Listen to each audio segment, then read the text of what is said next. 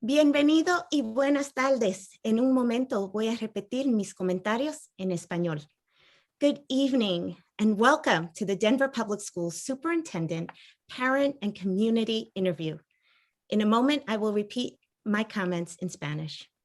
My name is Monica Santana Rosen. I am the founder and CEO of Alma Advisory Group, and I've worked alongside the DPS board and community throughout the search for DPS's next superintendent. We are so excited for you to meet the three individuals the board has selected as finalists for this role. Each is a visionary leader prepared to move Denver Public Schools through and beyond COVID, make student and community-centered decisions, move equity from an abstract idea to action, and ensure that all who serve students are supported to provide the best public education. This moment in time has been deeply informed by each of you. Over the last several months, we have met with nearly 700 individuals, with over 50 community meetings and focus groups, over 7,000 members of the community, including students, parents, community members, educators, and district staff, completed surveys to share their hopes and dreams for the district. Thank you. Thank you for lending your voice to such an important process. Over the course of this finalist interview process, 7 different stakeholder groups will sit down with each of the candidates. Our candidates just completed a student-led forum. We believe this is a first for DPS. And now for tonight's event, an interview with a panel of parents and community members.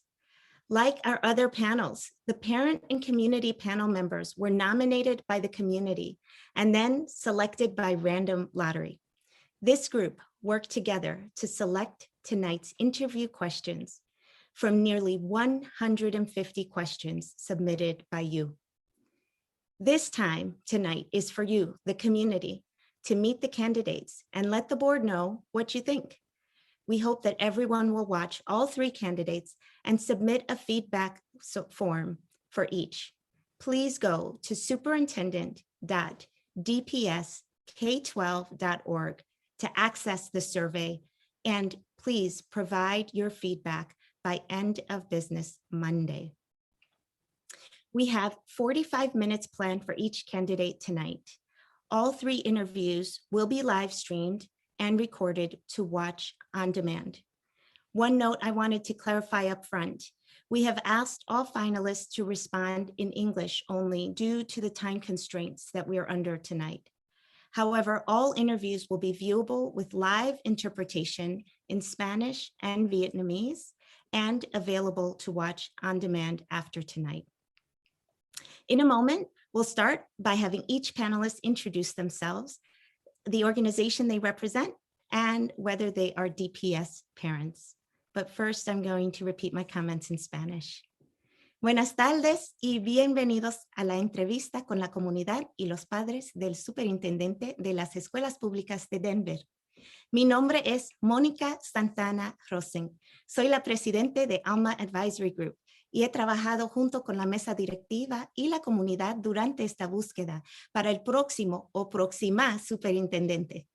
Estamos bien entusiasmados al presentarle las personas que la mesa directiva ha seleccionado como sus 3 finalistas para este papel tan importante.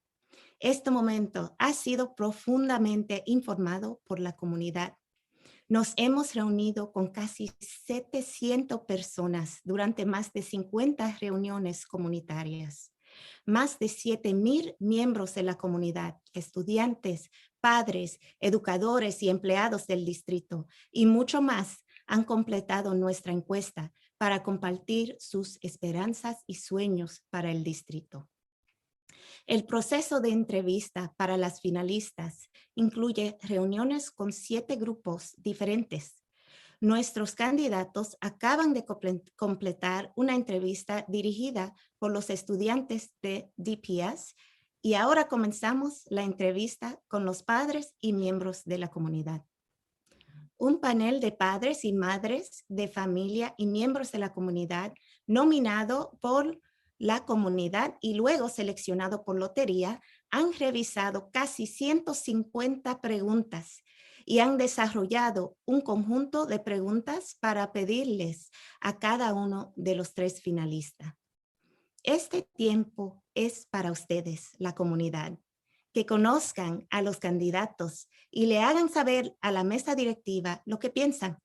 Esperamos que todos vean a los 3 candidatos y envíen su encuesta con sus comentarios para cada uno. Visite superintendent.dpsk12.org para acceder a la encuesta. Tenemos planeados 45 minutos para cada candidato. Las 3 entrevistas se transmitirán en vivo y se grabarán para verlas a pedidos. En un momento comenzaremos pidiendo a cada uno de los panelistas de la entrevista que comparte su nombre, la organización a la que representan y si son padres de estudiantes en las escuelas públicas de Denver. Quiero clarificar que les hemos pedido a los candidatos que no contesten en español esta noche. Todo está grabado en español con interpretación en vivo y para ayudar la interpretación y para cumplir con el horario, vamos a limitar las respuestas al inglés. Comenzaremos pidiendo que cada panelista se presente la organización a la que representan y si son padres o madres de alumnos de DPS.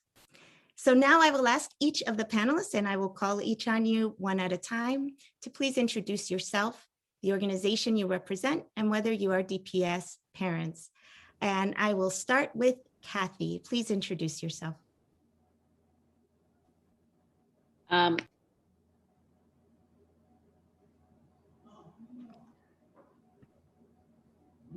think you're muted, Kathy.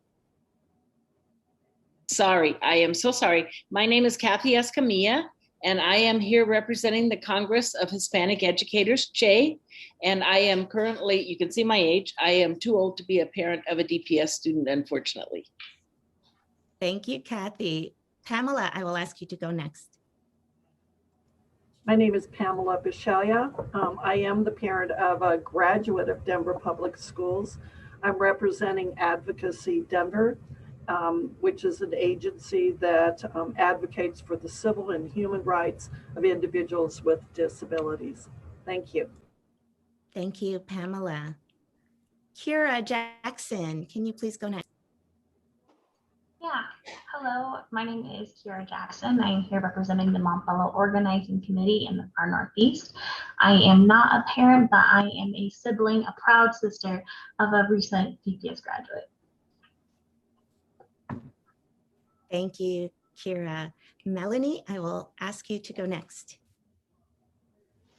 Hello, my name is Melanie Ramsey. I'm here representing BFAC, Black Family Advisory Council, and Columbine Cougars PTA, and I'm the parent to 2 wonderful Columbine Cougar students. Thank you, Melanie. Julie, can you go next, please? Good afternoon. My name is Julie Bañuelos. I represent Community. I am a former teacher, a DPS of almost 2 decades, and I'm also co-founder of Elevated and live in the north, on the north side. Thank you, Julie. Brother Jeff, can you go next? Okay. Hello, my name is Brother Jeff. I represent Community Northeast Denver. I'm the founder and director of Brother Jeff's Cultural Center, and I'm also a parent and product of DPS. Thank you, Brother Jeff. Ana Munoz.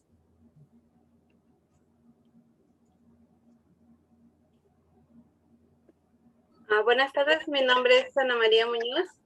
Y soy madre líder de las escuelas del suroeste de Gibson Chai Peak Academy y Valverde Elementary. Y también soy líder con la Organización de Padres y Jóvenes Unidos. Llevo 14 años viviendo aquí en Denver. Thank you, Ana. Gladys Soto. Hi, my name is Gladys Soto, and I am with CLARO, the Colorado Latino Leadership Advocacy and Research Organization. I am also a former DPS teacher and a current DPS parent. My daughter is in Stedman. Sorry, I worked at Stedman, but she is in Ashley Elementary. Thank you. Thank you, Gladys. Father Dang. Hello. Can you see me? Can you hear me? I'm so all right. We can hear you. All right. You are. We see yes. you too. Hello there. Yes. Hi, my name is Father Joseph Dang. I am a community liaison for the Vietnamese American community in Colorado. Especially, I represent the Vietnamese American community at large, and also with Denver Health. Thank you, Father Dang. Tina Carroll. Hi, my name is Tina Carroll, and I am a parent of a wonderful little DPS student. I'm also affiliate of Stand for Children. Thank you, Tina. And I see Ben McKee. Ben is here from DPS just to record the video. Oh, got it. Sorry, Ben. Okay, Febronia Rivas is with us today. I know we're having some technical issues. Febronia. Hola. Buenas tardes, mi nombre es Febronia Rivas y soy mamá de DPS.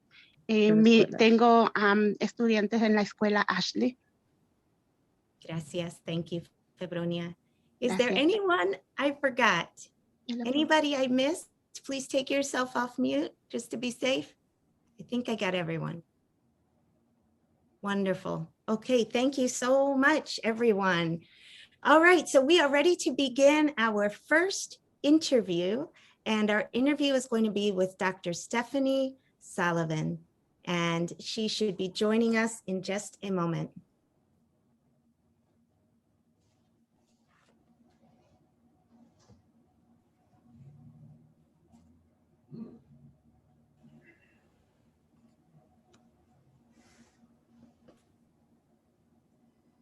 Hi, Stephanie, there you are. I saw you and then I didn't see you.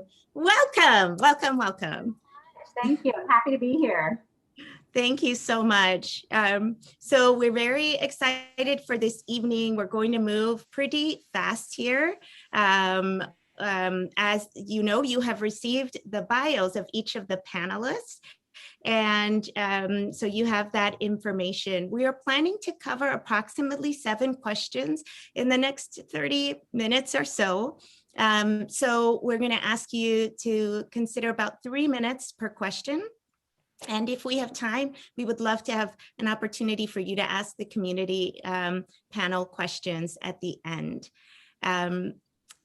Please note, we have both Spanish and Vietnamese simultaneous interpretation going on. So please speak at a normal, not too fast pace, and please speak clearly.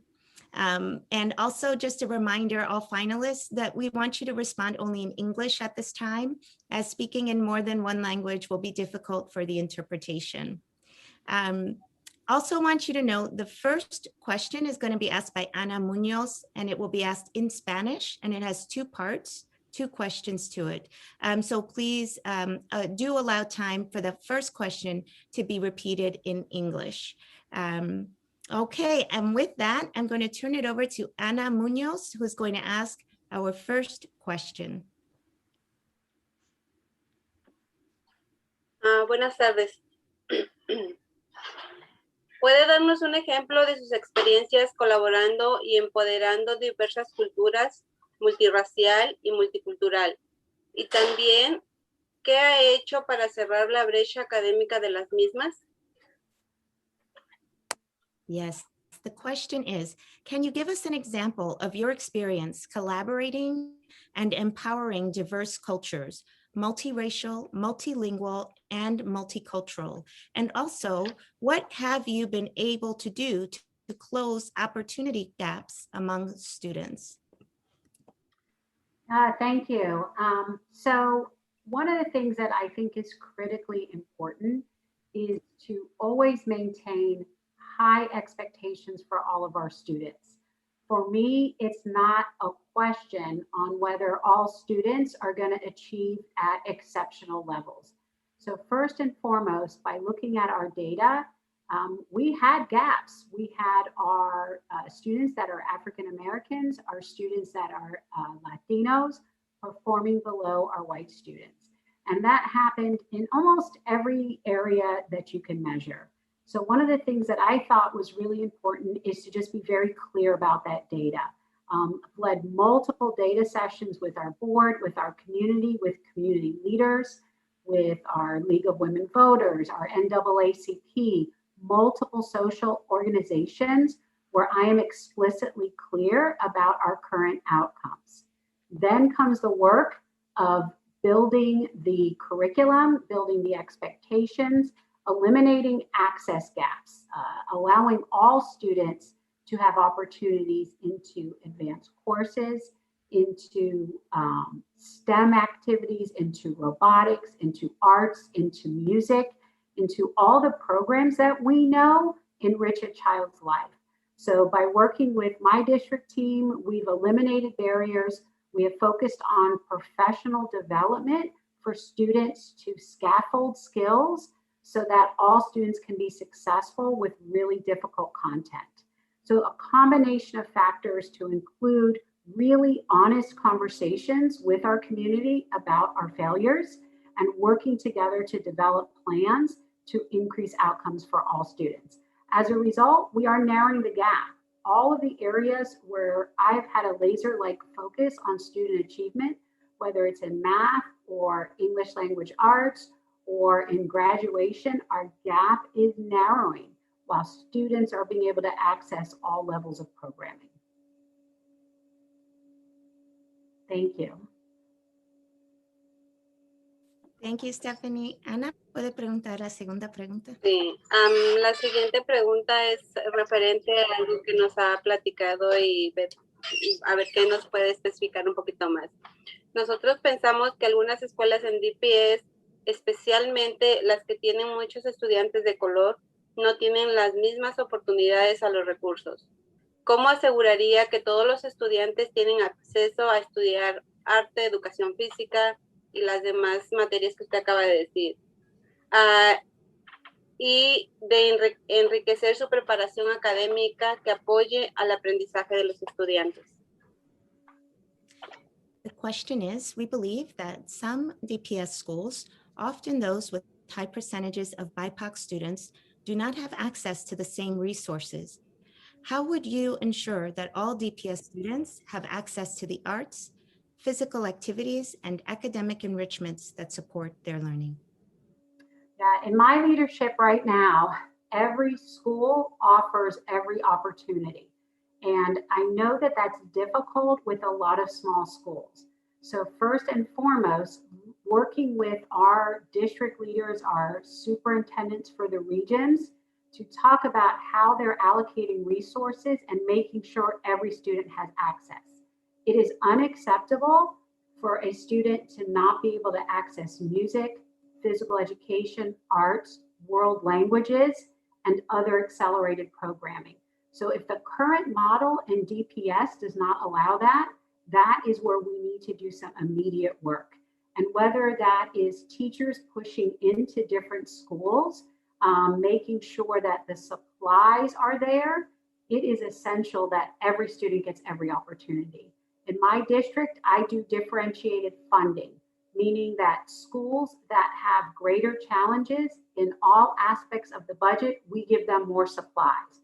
So any opportunity I have, whether it's buying instruments, whether it's buying materials, whether it is our science labs, our equipment, we are using our district resources with the schools that struggle the most in providing those for themselves. And that is a pattern of work that I've had in my entire career.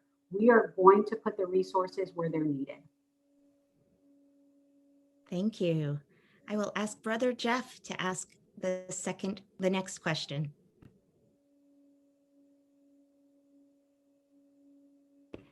Brother Jeff, you're muted. All right. Thank you. Welcome, Stephanie. Thank you. What experiences have you had ensuring that students of color are not criminalized in their schools? And when an incident occurs in the school, what would be your plan to support students' social, emotional well-being? Yeah, thank you. I'm incredibly concerned about that. We certainly know what happens when there is stronger law enforcement presence in the schools. There's certainly some positive attributes, but the data is undeniable. We know that the criminalization of just common school behaviors happens more often. Something that my department does, my division does, is we have every major incident in the entire district, and we're not a lot smaller than DPS, funnels through my office. It allows us to give an equity lens. And I know that that's a little uncomfortable because I know that site-based decision-making, site-based leadership is really important. And me saying that's going to cause a little discomfort, but I have to be incredibly honest. Because of the disparate results in our district, we had to put in some aggressive plans. So in my office, I have somebody that reviews every single case that would suspend a student more than a couple of days.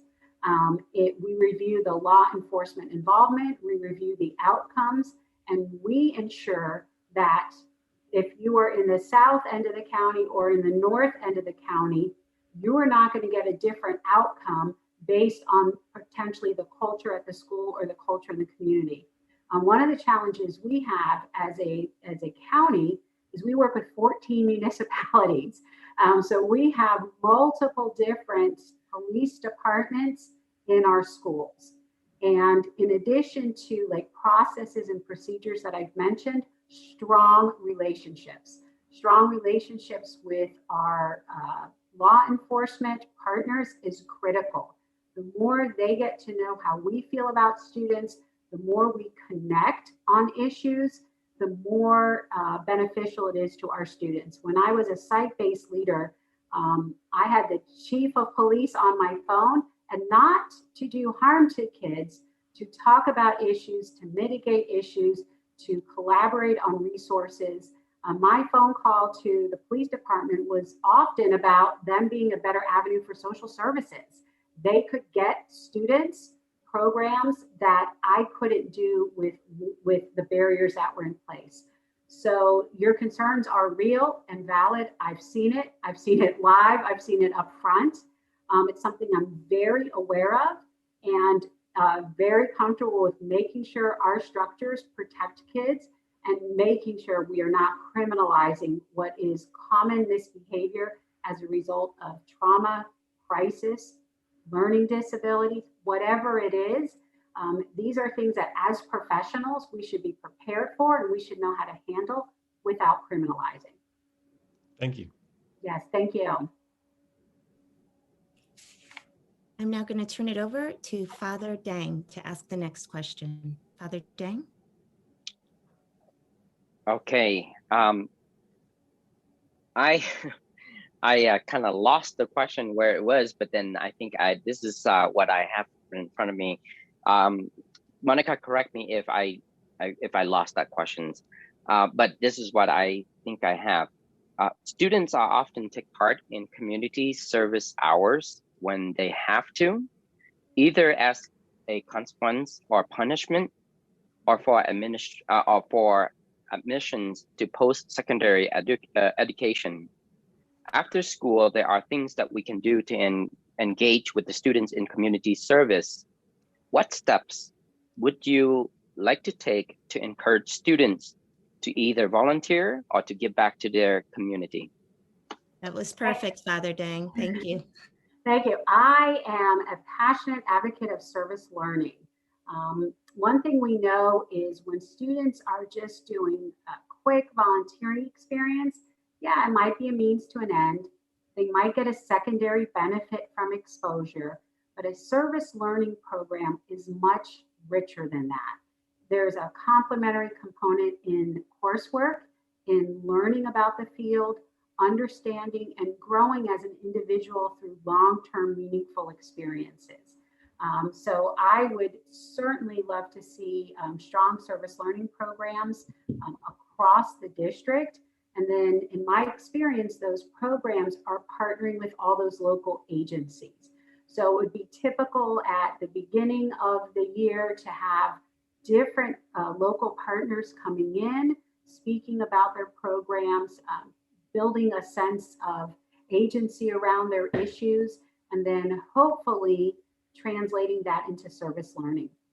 It's something that is not strong in my district right now, but it's something that I feel is critical to develop students into socially minded citizens. And I would love to partner with teams in DPS and really amplify the learning that comes with community service. Thank you. And Father Dang, are you able to ask the follow-up question? I can drop it in the chat for you as well. Can I yield that to Pamela? Yes, Pamela, do you have that question there? I do have that question. How do you define community partnerships and who would it include? Please provide examples of partnerships and the role of those partners. Thank you. Yeah, thank you. So there's a couple that come to mind, but one of the areas that I'd like to focus on is our faith-based partners. It is important to me to have our systems that care about the emotional, spiritual, social health of our kids working together. And so in our district, there's been a really large movement on connecting all of our different faith-based groups and even sort of non-faith-based, non-denominational, for our Muslim students, for our students of various religions, and those seeing all different kinds of faith leaders. So I'd love to have our faith-based partners in our schools. I'd love to have them signed up to be mentors. I'm a real advocate for getting around the community and having our people get fingerprinted, have them get in the system so that they can seamlessly be in our schools, talk to our students, be partners to our teachers. They're important partners in our after-school programming, in our before-school programming, and sometimes in counseling. In a lot of our grief crisis, the local faith-based groups come in and they're even more powerful than our trained psychologists. So I've had a lot of experience with developing rich partnerships and would certainly like to continue that work in Denver. I'm going to ask Julie to ask the next question. Good afternoon, Stephanie. I have a question that was authored by Teo McGurk. We had a lot of questions come in, and this question was actually modified by Tina and myself to try and capture a lot of what we wanted to ask you. So here it is. As one of the most well-funded and largest districts in the state, there is a perception that DPS has tried to buck the system by frequently seeking policy waivers or by simply not complying with state guidance, mandates, and/or standards. How would you ensure the level of integrity, expertise, and accountability is not compromised while still complying with state policy at the local level for the various school models in DPS, i.e., charters, innovation, and traditional schools? I'm smiling because if anybody that works with me is watching this, they are like, that's Stephanie's question. So I want to be transparent with this group. Sometimes finding like loopholes and way around things is lauded. People appreciate that attribute in a leader. People appreciate people that walk that fine line under the aegis of what's good for kids.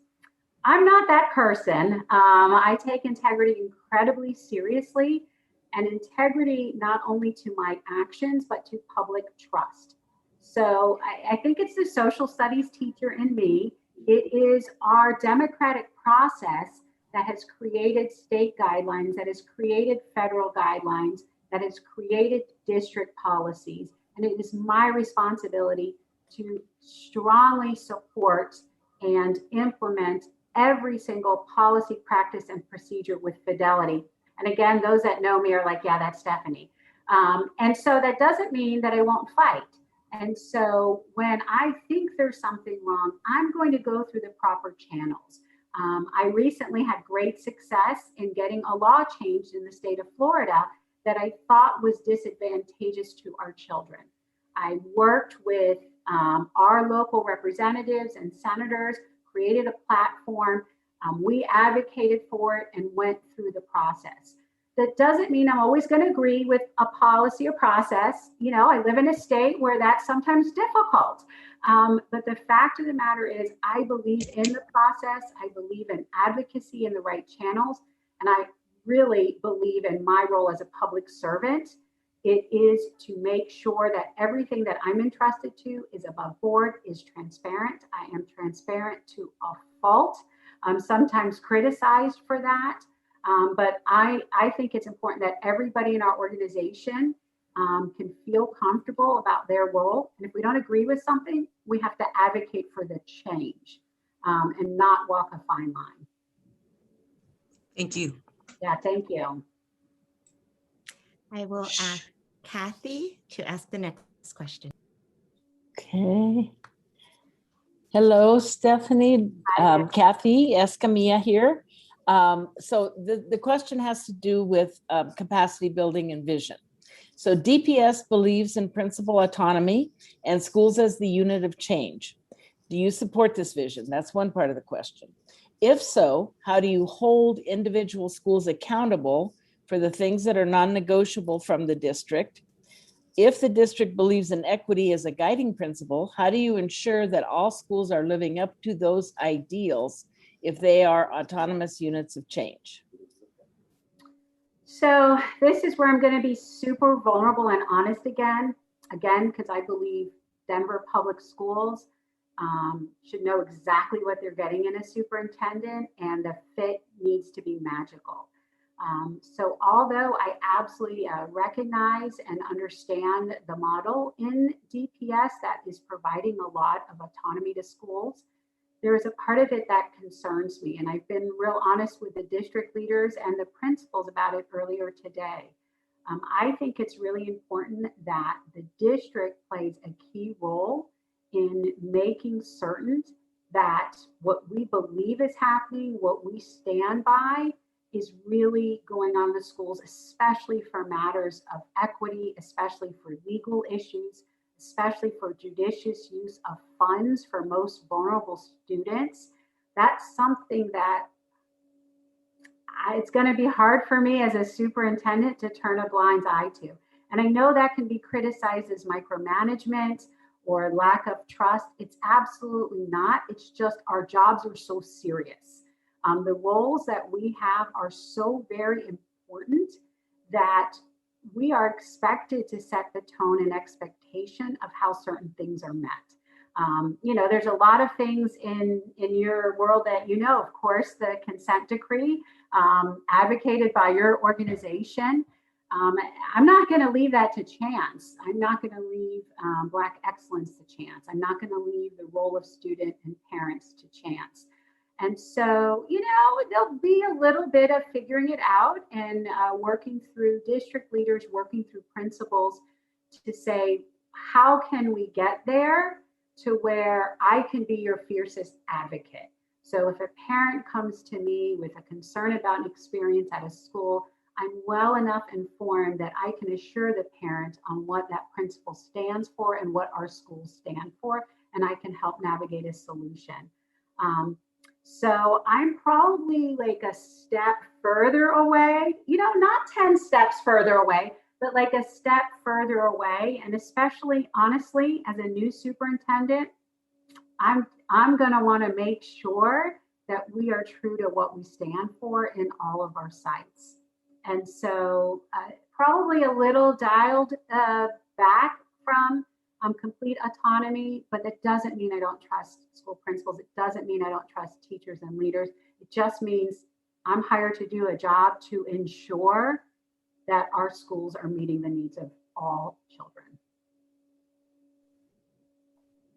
We'll ask Kira to ask the next question.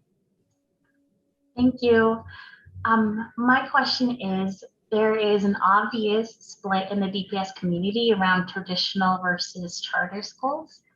What is your position on school autonomy and specifically charter schools, innovation zones? And then within that question, how will you prioritize student success despite the adult politics? Yeah, and that division must be real, because I think I've gotten that question in every single interview that I've done. So obviously it is a strong pain point. So again, I'm going to be transparent to a fault. One of the things that the promise of charter schools was and still is free from regulation, innovation, serving students differently through different sources and different mechanisms could produce amplified results. And the goal, of course, was for then those schools to kind of be a model for districts and traditional schools to mirror some of those strategies for excellence. And so to me, it's a balance. I am never going to take a parent's choice away. I believe that choice is important. I believe that a parent should be able to decide the best opportunity for their children.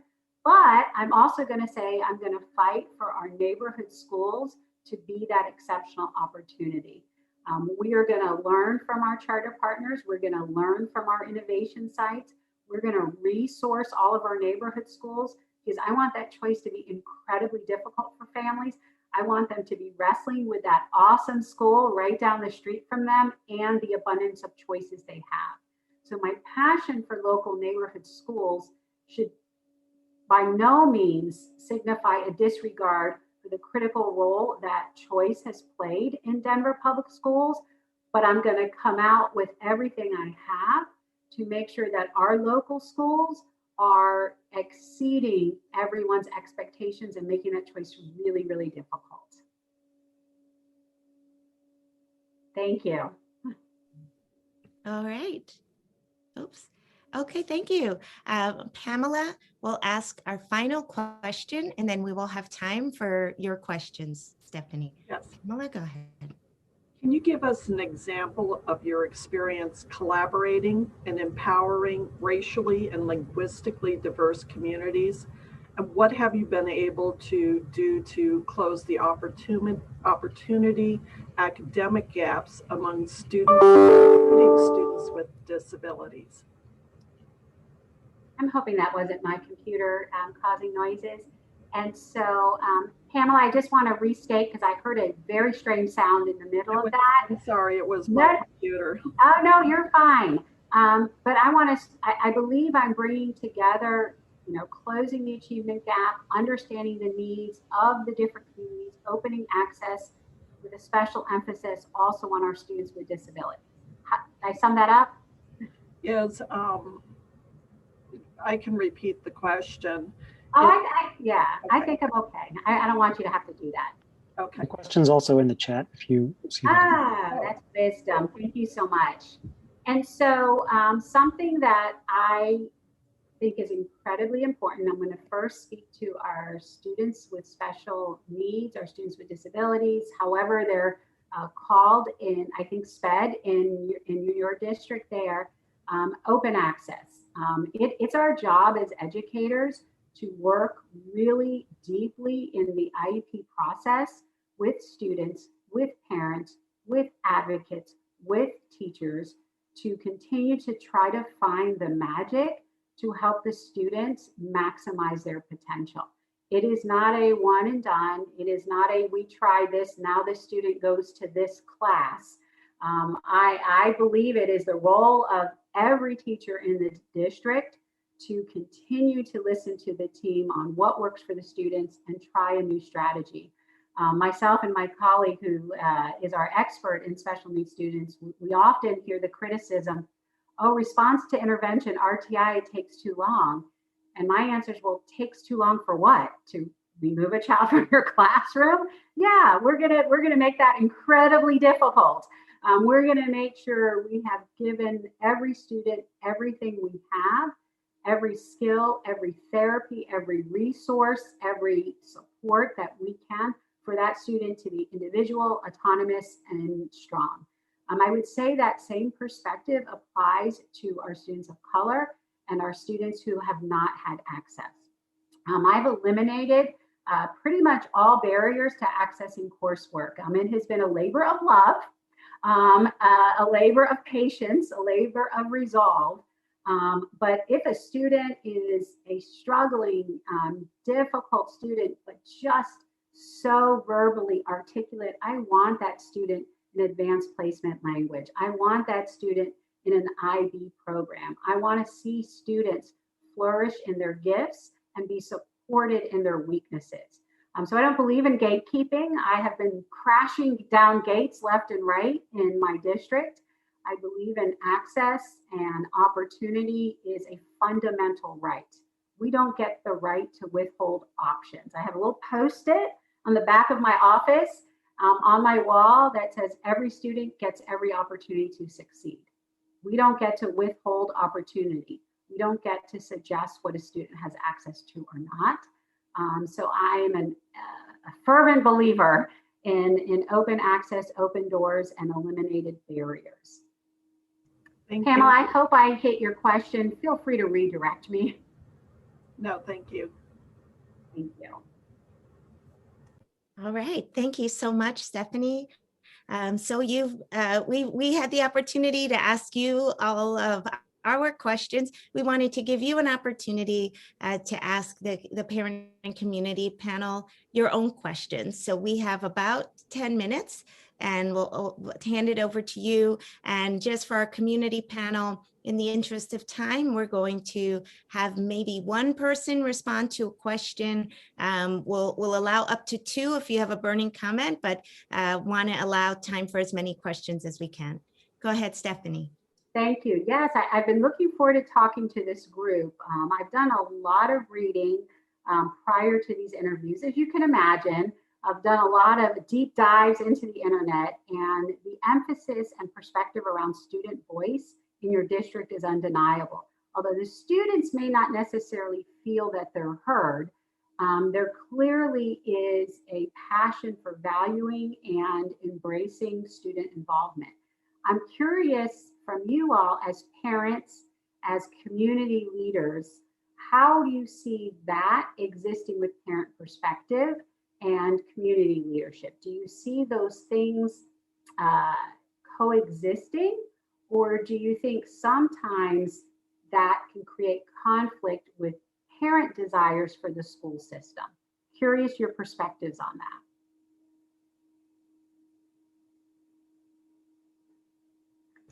Hi, Pamela. I see you raising your hand. I believe, at least in working with families who have children with disabilities, our children's voice is very important.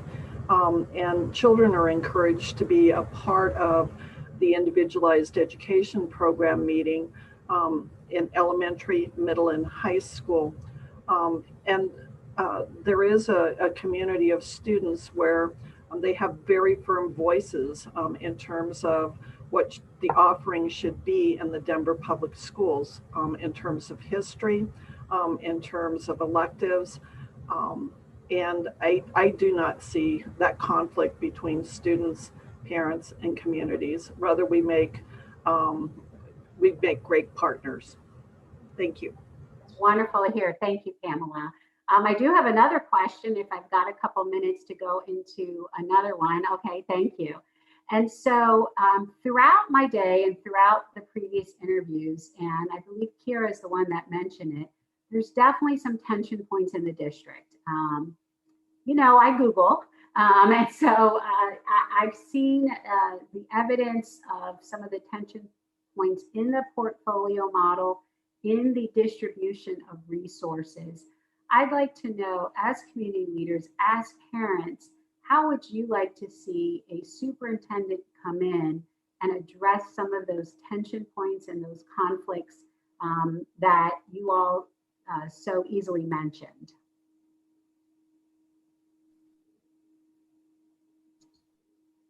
I can take a stab at it, just from my perspective. I think a big part, especially for, coming from the far Northeast, where there's just a lot of trauma and a lot of hurt from community by a lot of the actions that have been done from the district, is acknowledging the harm that has been done and then co-creating with community to move forward. And so a lot of times I feel like the tensions are kind of swept under the rug or they're kind of sidestepped. But I think we need a leader that's actively willing to go in and say, I know that this is happening, but how can we like transcend this conversation to focus on student success? Because a lot of the times we get caught up in adult politics, and we take that attention and we take that the focus away from our students within all of that. So a bold leader to come forward and say, this is it, seek like forgiveness within that space and then reconciliation from there. That's wonderful, thank you. I do have one last question if I've got a minute, Monica. Yes, I just see Father Dang raised his hand there. Oh, so Father Dang, want to give you an opportunity to respond, and then Julie. Okay. Go ahead, jump in, Father Dang. Oh, okay. I'm going to ask you a very, the question for me is very personal for me. Recently, we've been very concerned about the DPS will not going to have the school resource officers anymore in that school, in the schools. What do you see since that the DPS already decided to remove the SRO, how do you feel about this? And since they already make the decisions, do you see any opportunity, or is there, what would you see if there is, what can we do since the school resources officer is out? And if you feel, no, it's important to have the school resources officer back, you're from Florida, so you probably know what my question is. Yes, we are mandated by law to have armed professionals in our schools. And that was mandated after the last school tragedy at Marjory Stoneman Douglas. What I can say is I've seen both sides. I've seen incredible school resource officers build strong relationships, break down the barriers between law enforcement and students, create an environment where they're the #1 fan of the students. I've also seen the impacts of students feeling policed in their own school environment, them feeling that the officers are there to police them. And I've absolutely seen the criminalization of behaviors, as I've mentioned. So, at this point, as you mentioned, the decision has been made. I do think it's important for us to continue to have personnel dedicated to school safety, because that's important, right? That's a fundamental thing that a parent fears. And so I know each of your campuses are different, but outside of the administration, doesn't have to be an armed SRO with arrest authority, but somebody connected to the police department. We do have a group of specialists in our district that have quick access to the different police departments. I think that's a potential solution, so that quick safety response is there without sort of that arresting capability and interference on things that are typical school behaviors. I also think you cannot pull school resource officers out without social workers being in. So to me, that is a non-negotiable discussion. You have to have somebody at the school that can support families and support kids in crisis and connect mental health resources right away to circumstances. So there's got to be people that are protecting the safety of the school, whether that's through dedicated personnel or some other non-threatening measures. And you've also got to have social workers really dedicated to student and faculty well-being. I want everybody in the school to feel safe. I think what we know now is the data suggests that the model wasn't always getting the best outcomes that we hoped. I definitely saw promise. I saw really great school resource officers that were just amazing and transformed the culture in positive ways. But that's really a difficult situation to leave to chance. So I would definitely want to make sure there is safety in place at every one of our schools. Julie, I saw your hand was raised. Did you have a comment about Stephanie's original question? Yes, I did. And so yeah, looping back around to what Stephanie asked, which I really want to say that her response in terms of Googling the issues that have come up for DPS and really being in tune to the fact that this the difference between the portfolio models that DPS offers has been a very hot topic and a sore subject for many of us, right? And I agree with Kira because the far Northeast has experienced so much hurt that there would need to be a reconciliation and what she suggested. But I would like to add, since you're from Florida, that in Colorado for DPS, the choice model has created or manufactured more of the haves and haves not. And really created some competition that is unnecessary in my eyes because we have placed so much weight on how we evaluate schools on our bands of blue, green, yellow, orange, red. And so neighborhood schools, and you exactly said something that resonated with me, is that you want to make sure that the choice is hard for parents in neighborhood schools to decide to go to a school outside of their neighborhood, because right now in times of COVID and times where it's hard to put food on the table, the last thing you want to do is to travel across the city in Denver that's growing and there's so much traffic. Why can't we offer neighborhood schools that reflect the community? So yes, you're right in terms of honing in on that issue. And there's a lot of politics, like Kiara said, but it is important for you to know that there's been a lot of competition by what's created from the superintendents in the last 2 decades. Yeah, thank you. I just want to add, we had the benefit of watching some parent interviews from the far Northeast, and each one of the parents were just incredible parents. They love their schools, they love their children, they all choiced out, but all of them said, I wish I could have gone to my, local school. And that it hurt. It really has resonated with me. I think about those comments from those parents all the time. You shouldn't have to leave your neighborhood for excellence. And I am very committed to changing that. Thank you very much. Thank you. And for keeping in mind the differentiated funding in terms of what neighborhood and what different schools need. So I appreciate your answer and response. Thank you for your time. Thank you. Well, Stephanie, that completes our time with the community panel. We thank you so much. I want to invite everyone to take yourselves off mute and have your cameras on if you want, and just say thank you so much to Stephanie. We really appreciate your time. Thank you. Wonderful evening. I appreciate all of you. Take care. Thank you. Good luck. Good luck. Bye-bye. Thank you, Stephanie. Thank you. Bye-bye. All right, everyone. We should be joined by Alex Marrero, and I'm sure he'll be joining us in a moment. Here he is.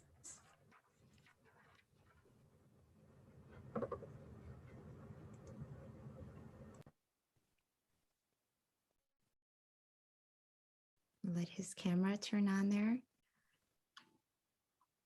Greetings. Good evening, all. Hello, Alex. Welcome, welcome, welcome. Welcome to our parent and community panel interview. As you know, the panelists introduced themselves at the start of the evening, and you have received the bios for each of the panelists ahead of time, so we won't go through introductions right now. We are hoping to cover 7 questions in the next roughly 35 minutes, and we have 2 follow-ups as well. So we'll try to move at a steady pace as we go. And our hope is to protect time for you to be able to ask the community panel questions as well at the end. I wanted you to know that we have both Spanish and Vietnamese simultaneous interpretation going on. So please speak at a normal, not too fast pace and speak clearly. Also, want to remind you, we've asked all finalists to respond only in English at this time, as speaking in more than one language will be difficult for the interpretation. The first question will be asked in Spanish, so please allow time for the question to be repeated in English.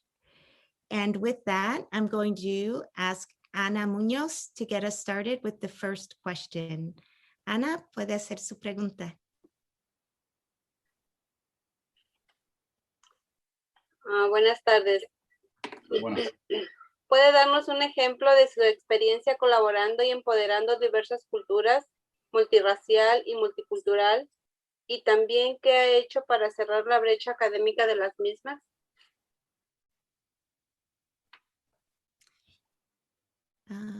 Yes, thank you. Oh, sorry. Let me just go ahead and translate real quick. Sorry for that delay.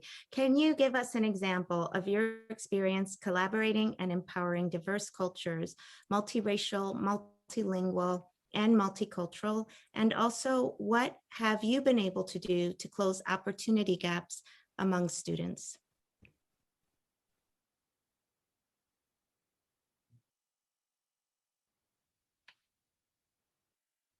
Did you all lose Monica like I did? Ty, did you hear my Hello, question? can you guys hear me? Yes. Well, I heard the question in Spanish. If I can go, I'm going in. Yes. Okay, Monica? Thank you for the question. Muchas gracias. So I believe that being visible is not enough. Being actively engaged, involved with all students, parents, community members is an absolute. I did it as a principal. I do it now as a superintendent. And this goes well beyond el desayuno con el director, right? So I'm talking about learning walks in schools with admin and teachers. So I would do that with the Denver Classroom Teacher Association and the administrative group. I would ask parents to join as well. One of the most magical things I did as a principal, which I do as a superintendent, have community learning walks out in the community, but also bring it into the school, student and parent sharing the opportunity to see what's happening in our classrooms. A fabric that it's now part of what I do as a leader is town halls, and I rotate my town halls. In person, neighboring districts, neighboring schools, but also now I'm doing it virtual as well because that allows the masses to join. And those town halls end with a true Q&A in which I deliver the A's. All questions are answered on the spot. In terms of community partnerships, I think that we have to develop those that are symbiotic. Symbiotic in the sense that here in Denver, I would do what I do in New Rochelle con la Fuerza Latina and the NAACP. But here, I think it's Padres and Jóvenes Unidos, the Young Aspiring Americans of Social and Political Activism, Project Voice, Servicios de la Raza, to name a few. Being Latino, I acknowledge that we are all different in terms of Latinos, Latinas, and Latinx. We're not monoliths. So embracing and celebrating culture, that means customs, cuisine, dialects, it's critical. And we have to come with an awareness. For example, dale gas, lo que dicen los mexicanos, para nosotros, pa'lante, which is not academically correct. It's P-A-V, no R-A, lante, means keep it moving. As an example, practically here in Denver, I think we need to build on the consent decree.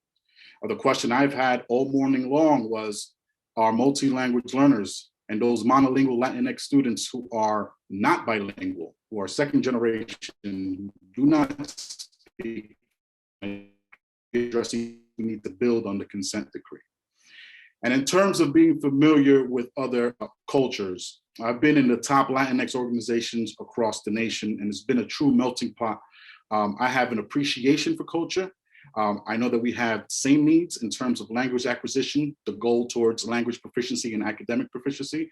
My two most intimate mentors, one is Chicano, one is Mexican American. Those are my Corky Gonzalez's. So it's not a matter of whether I can connect, it's a level of proficiency that a leader possesses once they dabble into a new realm. And in terms of the gaps, in my district, I've been able to change the narrative and the collection of our students that are in our advanced placement courses by creating an equal opportunity program in which students who have historically never been in advanced placement courses are now part of a program in which it requires intimacy from the guidance counselor and the teachers and the parents to make sure that they have the access to enroll, but also be successful in the advanced placement courses. Anna has a second question.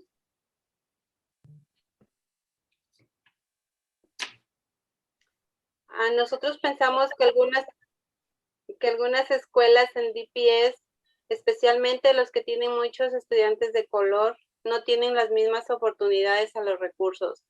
¿Cómo aseguraría que todos los estudiantes tienen acceso a estudiar arte, educación física, y oportunidades de enriquecer su preparación académica que apoye el aprendizaje de los estudiantes? Let me know if I cut out here. The follow-up question is, we believe that some DPS schools, often those with high percentages of BIPOC students, do not have access to the same resources.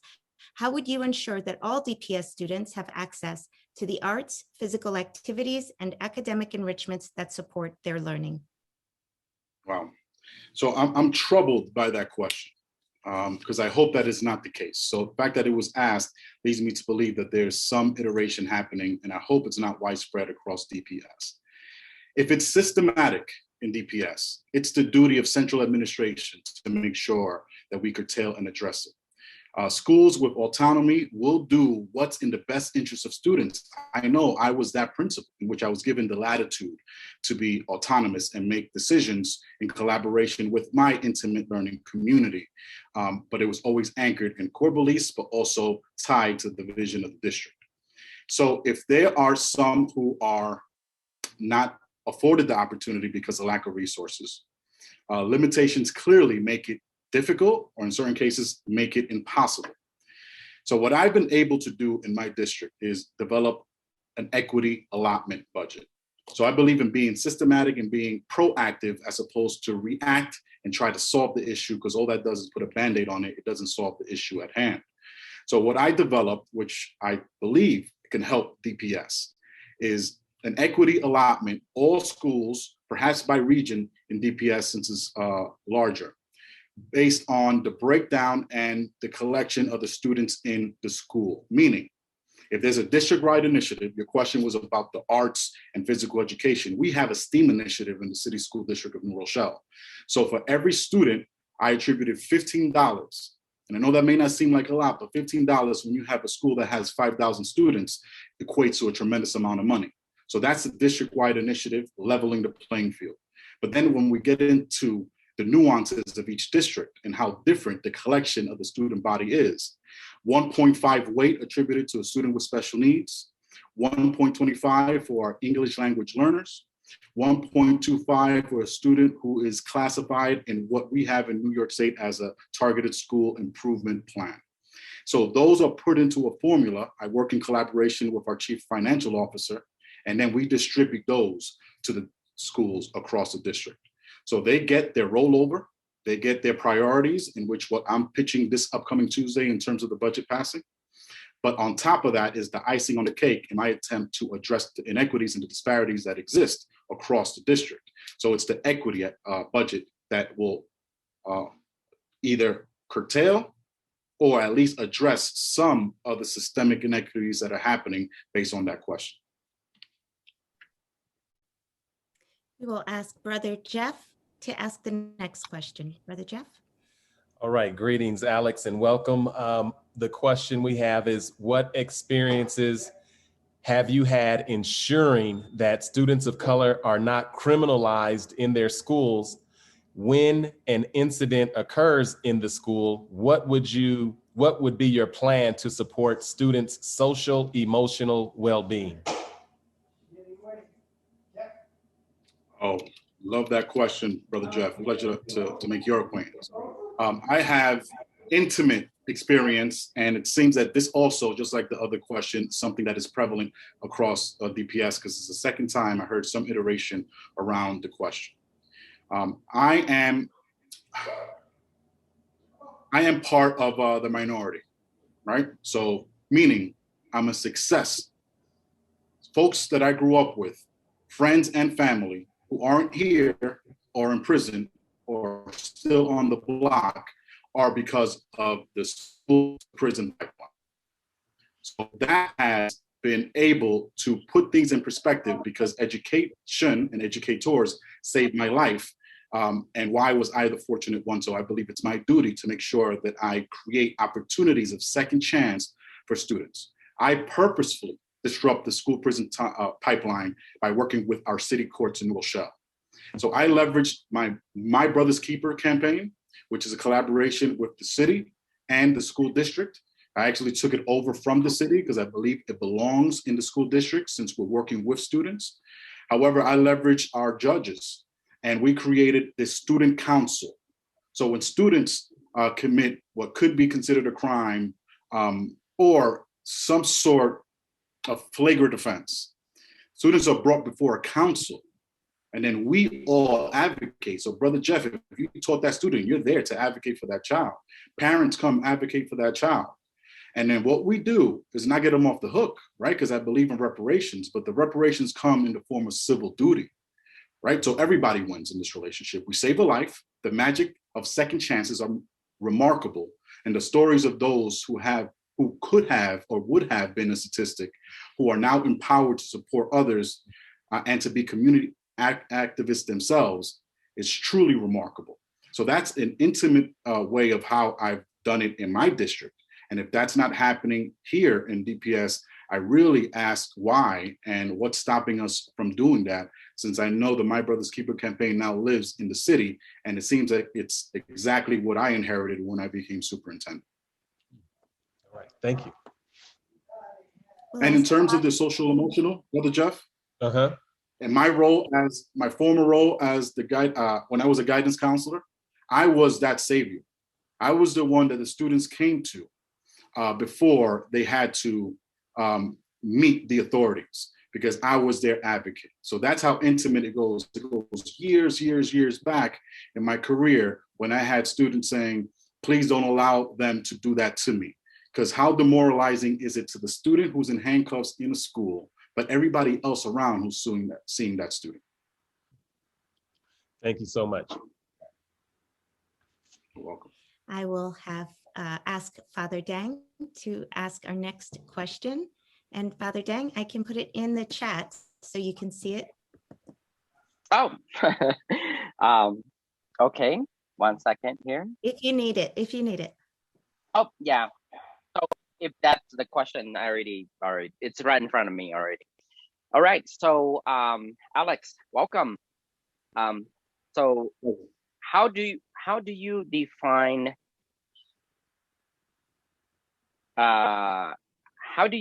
community partnership, and who would? I think I missed that question. So, but Monica, help me, please. Yes, you can ask the question that's in the chat there, Father Dang. Okay. All right. Students often take part in community service hours when they have to, either as a consequence or a punishment, or for admissions to post-secondary education. After school, there are things that we can do to engage with the students in the community service. What steps would you like to take to encourage students to either volunteer or give back to their community? Thank you, Father Dang. It's, I guess, a perfect segue, because I just spoke about community service in terms of consequences, and that's part of your question. So on the more positive note, we have embedded community service hours as part of our graduation requirements in my previous district, meaning we had a final 5, right, which was GPA in terms of your SAT, whether you sat for it, whether you apply to a career or a college of your choice, but more importantly, 100 hours of community service. Whether it was work-based learning, experiential learning, I believe that that allows students to build capacity as professionals. It allowed for exploration, and oftentimes it led into a passion that would have been undiscovered. And we would have probably had a lot of students who enroll undecided and still trying to find themselves. So I truly believe in community service hours and support, proactive, embedded into your graduation requirements. And I mentioned in the previous question provided by Brother Jeff in terms of how we can also use that as a way to save a life instead of a student going into prison. So that is something that really could be leveraged. And it's symbiotic, meaning everybody wins. The student gets to explore. What I'm looking to do and what I would love to do here in DPS is beyond graduation. So we can as part of the graduation requirements, but why can't we partner with our local community colleges? I've been able to establish dual enrollment in terms of students who are taking courses in our high school and earning credit for that college and potentially graduating in 4 years with an associate's degree and a high school diploma. But my next venture is those community service hours. How can they also lead to some sort of certificate or some acknowledgement or some credential for our students? So I would like to really take it to the next level. It's already part of my graduation requirement philosophy. I believe it builds capacity, exploration, and possibly passion in a trade for a student. It provides local and global community benefits, but I'm looking to explore beyond the K-12 continuum.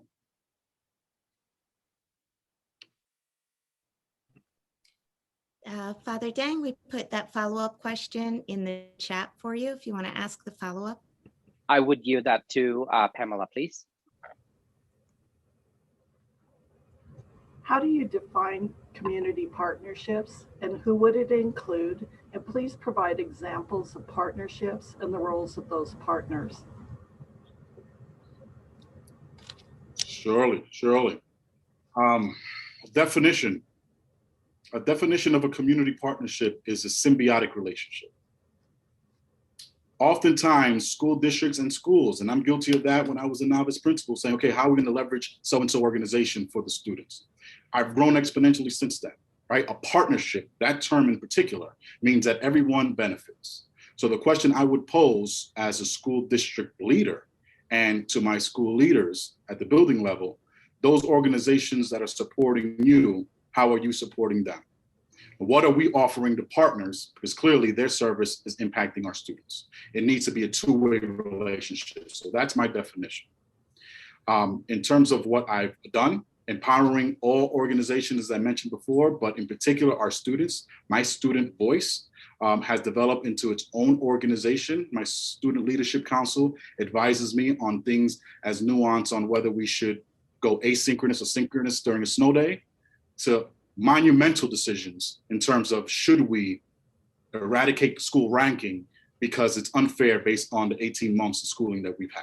So it's nuanced and the conversations take a life of its own. Here in Denver Public Schools, those symbiotic relationships that are community partnerships need to be with those that I've been able to make surface level connections in my exploration. And I mentioned them earlier, Padres and Jóvenes Unidos, the Young Inspiring Americans, Project Voice, Servicios de la Raza, and what is happening with our students. We had an incredible meeting with our students. And the question that I still have is, they have incredible ideas, so much to offer. They are our key stakeholders. We're in business for them. Why haven't they been empowered beyond a Student Bill of Rights? So that's how I have, and that's how I will. And the definition, it, quite frankly, needs to be symbiotic. No, they're helping our students. What are we offering our community? Because we need to make sure that they stay afloat and we can continue this progress in collaboration. Thank you. You're welcome.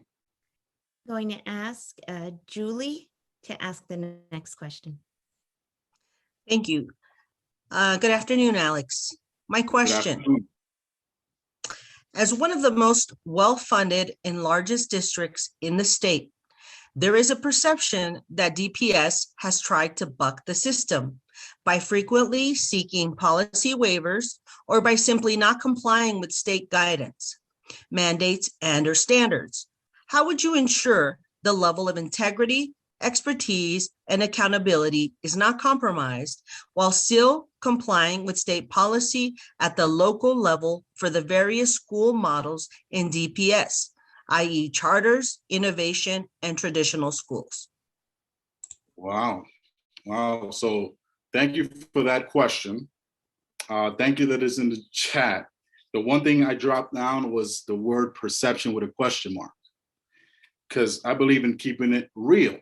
So is it a perception or is it a reality, right? Because there's two different ways to approach it. It can be surface level exploration to see if it's true, but if it's true, let me allow me to answer that question that way, right? Because that's the one that has me troubled if it is the case. We are role models. Doesn't matter what your title is, right? I'm no exception. Everyone who is in the DPS staff, we cannot impose regulation on students, an expectation on students, if we ourselves are not following guidance or state standards, first and foremost. I have been able to, so I am a whiz when it comes to, and I say this loosely, right? I'm not going to do anything that's going to jeopardize my integrity of the district, but when it comes to state accountability, I've become a master at it in New York State, so I can hack that system. You give me a school in 2 years and a comprehensive plan will come out of school improvement. There's no shame in that, right? Because I'm using the metrics, backwards designing, getting the school out of school improvement, and we won't have the state hovering over our district, right? So that's purposeful. No foul business, no funny business there. In terms of trying to buck the system, I would never allow anyone not to adhere to standards. I've also heard that schools, based on what I've heard from the students, in particular charter schools that you mentioned, that implement dress codes, no do-rags, and enforce and challenge students' individuality. And I know they have their reasons, whether it's just or not. But if those are the schools that are trying to buck the system, how can that organization not adhere to the guidance or the regulations and then honestly impose it on students? So that's a philosophical question that I will ask those school leaders. As superintendent, if I were to observe that, and thankfully I haven't been in a situation like that, I will conduct a full audit immediately. If founded, a corrective action plan will follow. And then if the corrective action plan goals are not met, the tougher discussion happens in terms of the board and whether a charter school or if it's a portfolio school need to be considered. So I'll take it to that extreme, right? Not to be so direct, but perception is one thing, and that's just an exploration to see if there's any truth to it. There's a lot of rumors just come out, but the fact that you asked that question leads to believe that there could be some foul play, right? And I think that as role models, the expectation, the bar for excellence is here for all of us. So it's our duty to make sure that we exercise not being a mandated reporter or a mandated responder. So I would expect folks to let me know. I'll address it in the most professional, systematic way. And that's through due process, corrective action, followed by the tougher decision whether this is going to continue. And here's the why. The why is actually the easiest thing to prove if that's the case. Thank you. Thank you. You're welcome. We will ask Kathy to ask the next question. Okay. Hello, Alex. Kathy Escamilla here. It says my video somehow is not working. Oh, okay, here we go. Start my video. Here we go. I'm sorry to be reading out loud. So now I don't have the question in front of me. I apologize. The question is about school autonomy, and DPS believes in school autonomy and schools as the unit of change. Number one part of the question is, do you support this vision? If so, how do you hold individual schools accountable for things that are non-negotiable from the school district? If the district believes in equity as a guiding principle, how do you ensure that all schools are living up to those ideals if they are also autonomous units of change? So sort of three questions involved in one. Thank you, Kathy. It's in the chat. Thank you very much. So the first part of the question is, yes, I do support the vision. Why? Because I was that principal. I was the principal who was allowed to shift the school that no one wanted in the Bronx because it was 5% proficiency rate. So let's put that in perspective. That means 95 of our students in that district during that year were seen as a school illiterate, right? Based on the state accountability measures. We shifted, moved mountains because I was able to speak to our students, speak to our educators, and empower parents who thought that they never had the opportunity to voice their opinion. And that was cultural, and that was a huge shift for the community that I serve. So bringing them in. So I was able to turn around a school because I was given the latitude. I also do that now to my principals. As superintendent, my principals are empowered to be autonomous. I often ask, and sometimes I even say jokingly, saying, "Ooh, Principal so-and-so, what you gonna do about that?" And I then provide the resources, whether they're financial or human resources, but I offer guidelines and expect coherence. So my challenge has been to allow autonomy, but in the realm of coherence, and that should be anchored in our district goals. Here in Denver Public Schools, we have the Denver 2020 plan. So if it's not tied to those 5, then the question is why, right? Or let me help you modify so it can fit the mold of what we want as a district. I believe in the pyramid model in terms of everybody has their nuanced goals that feeds into the goal of the district. In terms of how I hold them accountable, and this is what I do, every school has a school comprehensive plan. It doesn't have to be extravagant. Some who are in school improvement have to submit 5 goals and it goes to the state. But even those that are in great standing and we have recognition schools, my expectation moving forward is that they submit school comprehensive plan. This is what I needed to do as a school principal, regardless of what my designation was. I expect to see a goal around student growth, one about curriculum or instruction, and one about, and that's where I get to see the aspirations of that leader, right? In terms of how I can support them or how I can leverage and build that capacity internally, because I'm sure there's a tremendous amount of talent in DPS. I also will expect to see the Black Excellence Plan embedded into those school comprehensive goals, because based on the conversations I've had, it doesn't seem like there's an expectation or there isn't continuity across the plans across the district. So this is a perfect opportunity to use as a vehicle to incorporate cohesion, autonomy and cohesion. That's the balance. Thank you. I will ask Kira to ask the next question. Thank you. My question is, there's an obvious split in the DPS community around traditional versus charter schools. What is your position on school autonomy, specifically regarding charter schools, and innovation zones? And then within that question, how will you prioritize student success and student voice, despite all the adult politics happening within that situation? Love the question. A lot of what I mentioned in my last response, I can incorporate. But first, let me just take a leap and say, based on the observations and the conversations I've had all day today, and I mean this with all due respect, I believe that Denver Public Schools needs to heal the public school educators and empower public education.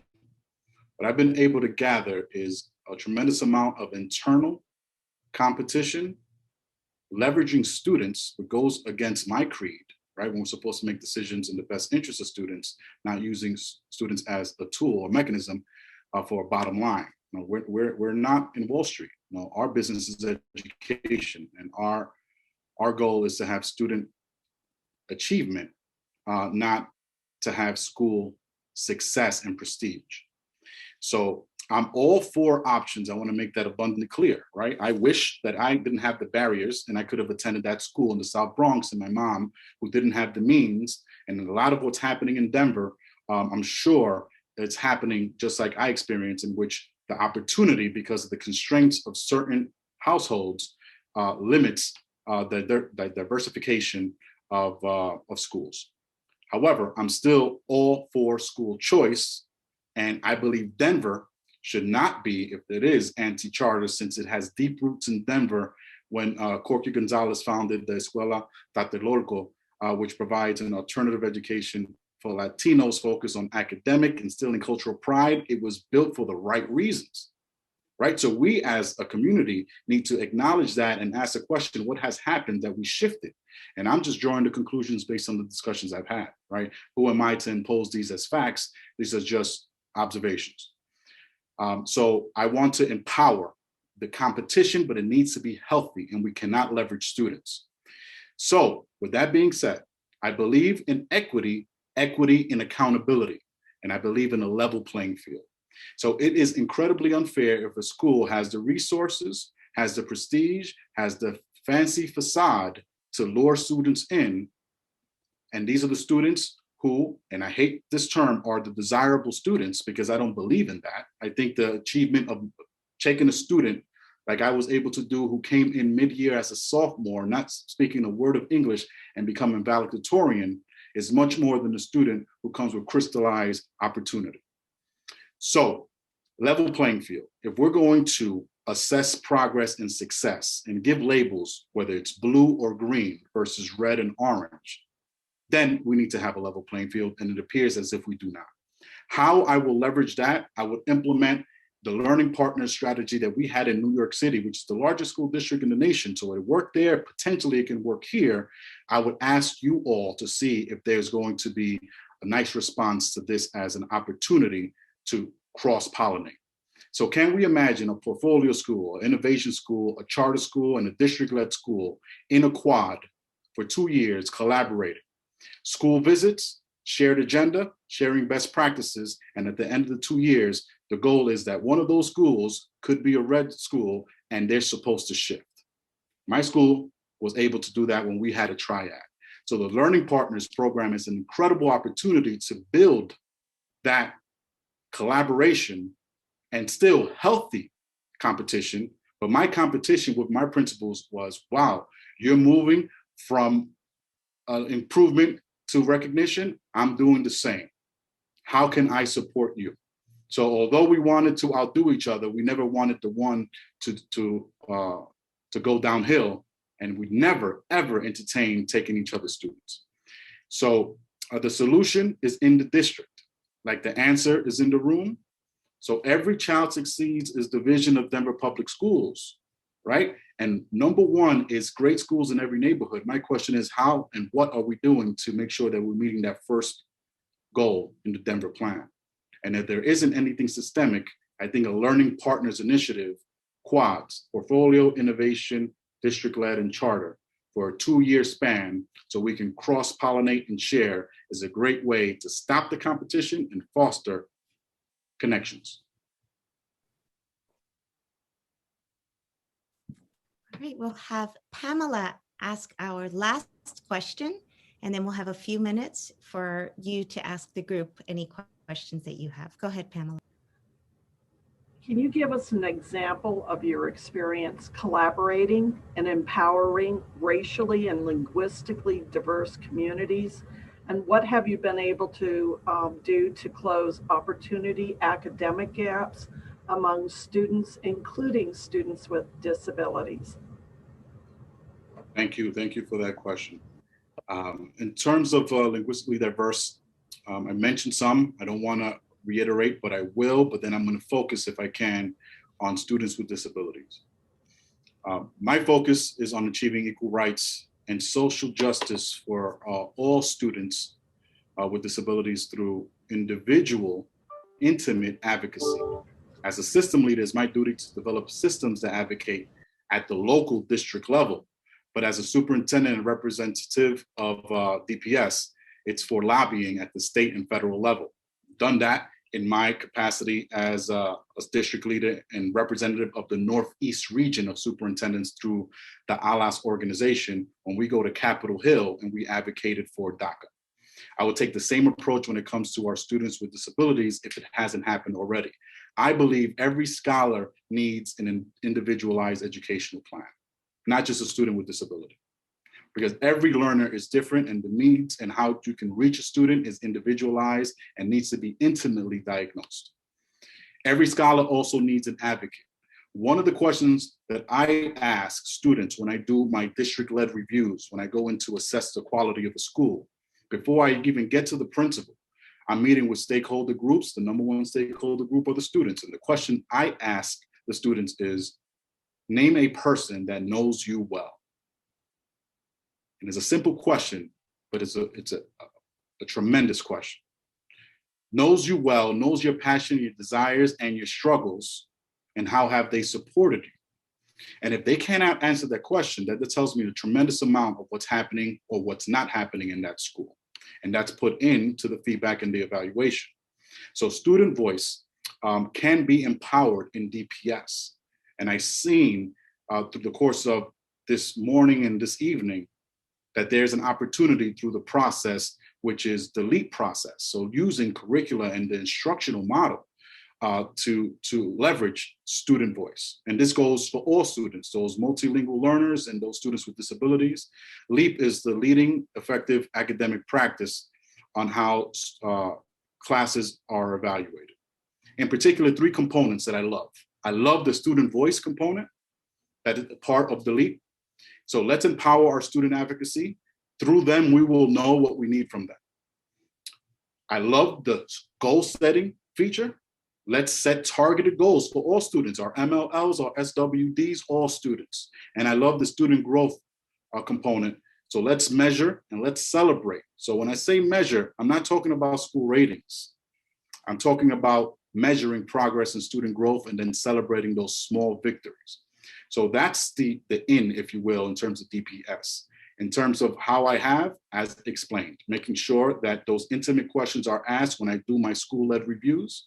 And it's common practice that when Dr. Marrero goes to a school, I'm going to ask you questions the same way I'm asking questions now. So if I can, if you all hear from folks in the community, I'm in the far northeast right now on the Green Valley Ranch.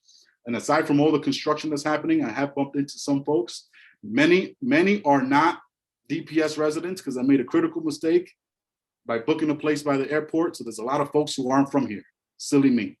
But in my walks yesterday in Cherry Valley, what I learned from Jonathan, my Uber driver from Ghana, from New York to DPS, is that he had a great experience with his 2 daughters, but he could not tell me about the Black Excellence Plan, and one of them just graduated. So what I'm seeing is a disconnect in terms of written doctrine, whether it's consent decree, whether it's Black Excellence Plan, whether it's student Bill of Rights advocacy, but it's not materializing perhaps in practice, but definitely not resonated with the folks that is supposed to intend to support. So individualized educational plans for all, because can we imagine, Pamela, if we all had that when we were budding professionals? Thank you. So Alex, we've asked you lots of questions. We have just a few minutes and would like to give you an opportunity to ask your questions of the group. So just a reminder to everyone, we want to really have Alex ask his questions. We might have time for 1, maybe 2 questions, and we'll have time for maybe 1 person to respond to the question. So with that, I'll let you ask your first question, Alex. Sure. First of all, thank you all for the time. I learned a tremendous amount throughout the day today. And after 5 sessions, it's clear to me that the look-fors or the desired characteristics of the superintendent in DPS hasn't really shifted from 2 years ago. And I would even argue even before that. So the question, a little philosophical, it's intentional. Why is DPS still here in particular? Why throughout the day we've spoken about implicit and even explicit bias, a lot of racial conversations earlier in the day for me. Why are we still talking school reform? Why are we talking private school privatization, gentrification, and establishing a culture of trust 2 years later, or perhaps more? Anyone who wants to respond? Because I see Brother Jeff coming off of mute. Go ahead, Brother Jeff. You know, let me get my video going. Alex, I would just, from my perspective, there's a lot of conversation about putting children first, but they have been, for the longest time, using children as weapons to advance other agendas. That's just my perspective. There's a lot of money in education, and a lot of folks that are involved in education that aren't in the classroom are making huge salaries in private nonprofits and everything surrounding the orbit of DPS, but the students are not centered, and communities are in their silos. They're in their economic silos, they're in their racial silos, and they know all these problems exist, but they do not want to address things like white supremacy, rampant segregation, and you will get a lot of excuses like it's because of redlining, it's because of everything else, as opposed to it's because of leadership, direction, and putting these students first. So the silos, the division is overwhelming, and you can see it not only just in recent times, but from the inception of DPS. Wow. Thank you, Brother Jeff. And I see some thumbs up and some acknowledgement. I want to reflect, if I can, and then if time permits, Monica, otra pregunta. Wow, and what a shame, right? Wow, and what a shame.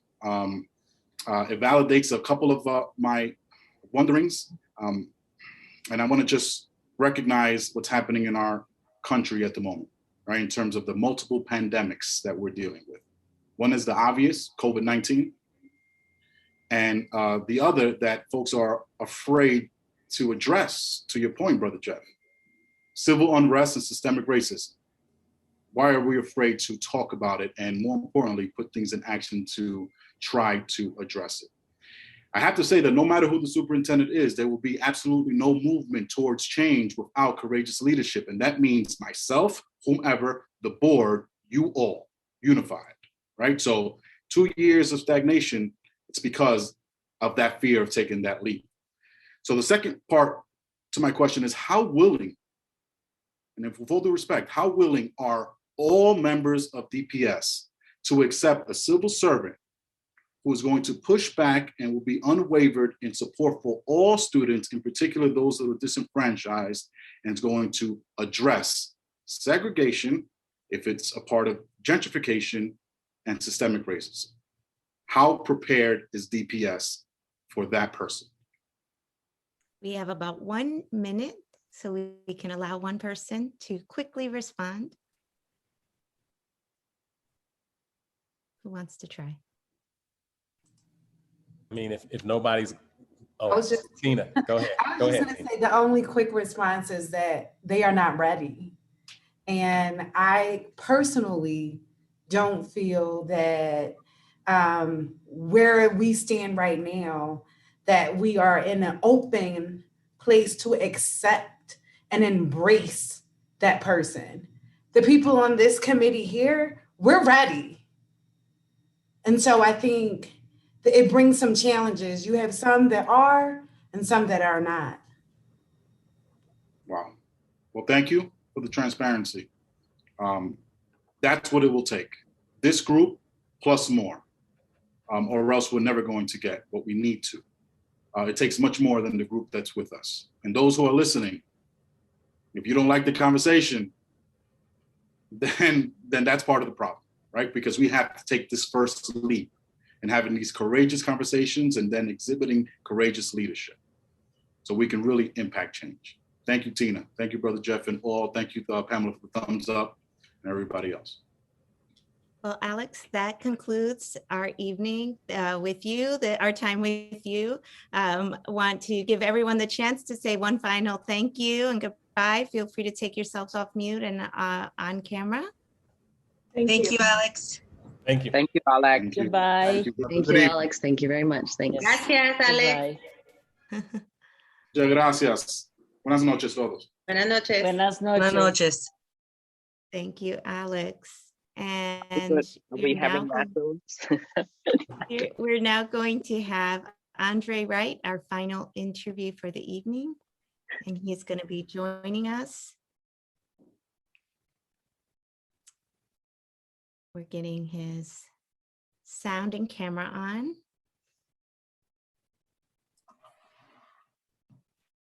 Hi there. Hi, Monica, can you hear me? I can, yes. Okay, great. Okay. All right, welcome, welcome. Thank you. Welcome to your parent and community panel interview. As you know, all community members introduced themselves at the start of the evening and you received all of their bios. So we're not going to have formal introductions in the interest of time. We are hoping to cover 7 questions and we have 2 follow-ups mixed in there, and trying to move at a pretty steady pace here. So we're going to ask about 3 minutes per question. And want you to know that we do have both Spanish and Vietnamese simultaneous interpretations going on. So please speak at a normal, not too fast pace and speak clearly. We're also asking all finalists to only respond in English at this time, as speaking in more than one language will be difficult for the interpretation. I do want you to know that our first 2 questions will be asked in Spanish, so please allow time for that question to be repeated in English.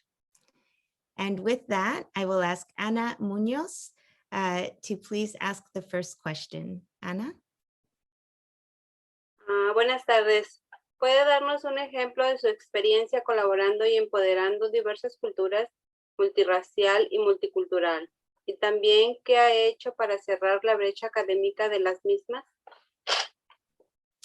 The question is, can you give us an example of your experience collaborating and empowering diverse cultures, multiracial, multilingual, and multicultural?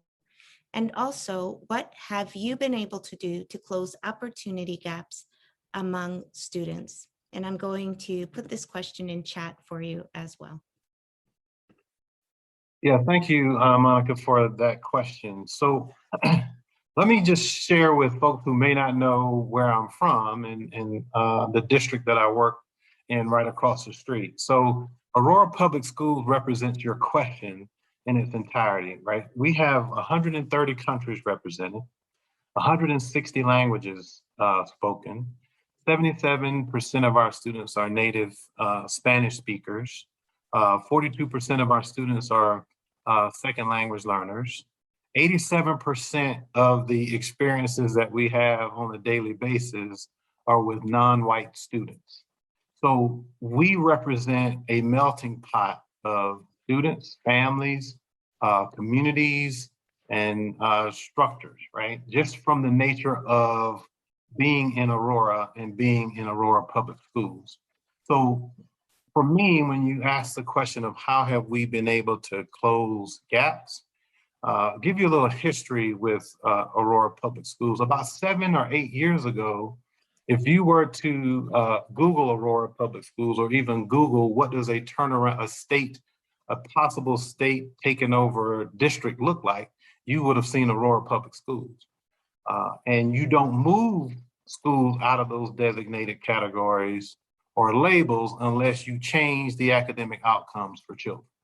Now, the academic outcomes that we have changed, that I have led, are students who are from 130 different countries, 160 different languages, 77% of them are native Spanish speakers, and 42% of those students happen to have English as a second language. So for us and for me, my structure has been all about closing those gaps and providing additional opportunities for students and families. And so for me, that has been my work. That's my daily on-the-job work with all the teams that I support. And every structure, every aspect of our work has been to do exactly what your question asked, and that is to close the opportunity gaps. So when you think about proficiency increases, graduation increases, dropout decreases, scale score increases, all of those things are a direct result of the work that we have put into place in order to move the academic outcomes for all of our children. Anna has a follow-up question. Anna?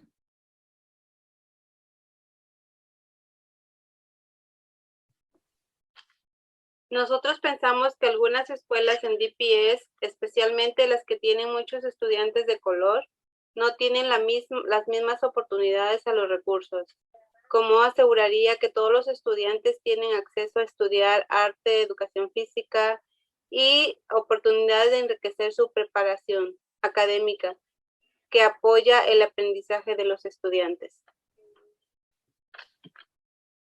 We believe that some DPS schools, often those with high percentages of BIPOC students, do not have access to the same resources. How would you ensure that all DPS students have access to the arts, physical activities, and academic enrichments that support their learning? That's a great question. So when I think about what a district should be, and especially coming out of this disruption, right? And I'm not sure if DPS has done this or if this is part of their structure or strategy, but for me, it is essential. There have to be a set of assurances that we communicate to all communities that the district is responsible for.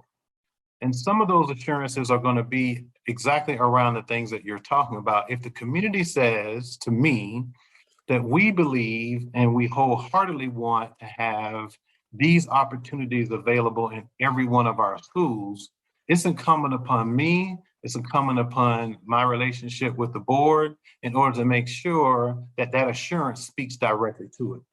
And this assurance is not predicated upon your governance model. It's not predicated upon how you describe yourself or how you label yourself. These are guaranteed regardless. And so if those are areas that you as a community expect to see in your schools, then that has to be communicated. And it's not subject to debate. It's not subject to negotiation. It is an assurance that we're going to provide for all of those schools that actually ask for it.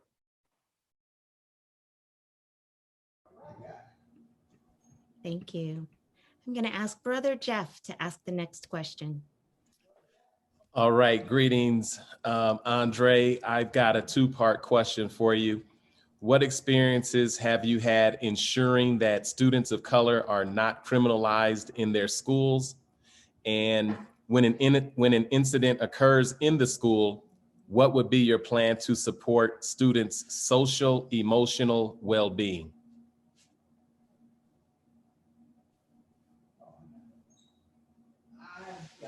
Yeah, I'm glad you gave me a chance to reflect, right? So I think it's important for everyone on this panel to understand, I have been a paraprofessional. I've been a full-time substitute. I've been a classroom teacher. I've been an assistant principal. I've been a principal. I've been an executive director, director of schools, chief academic officer.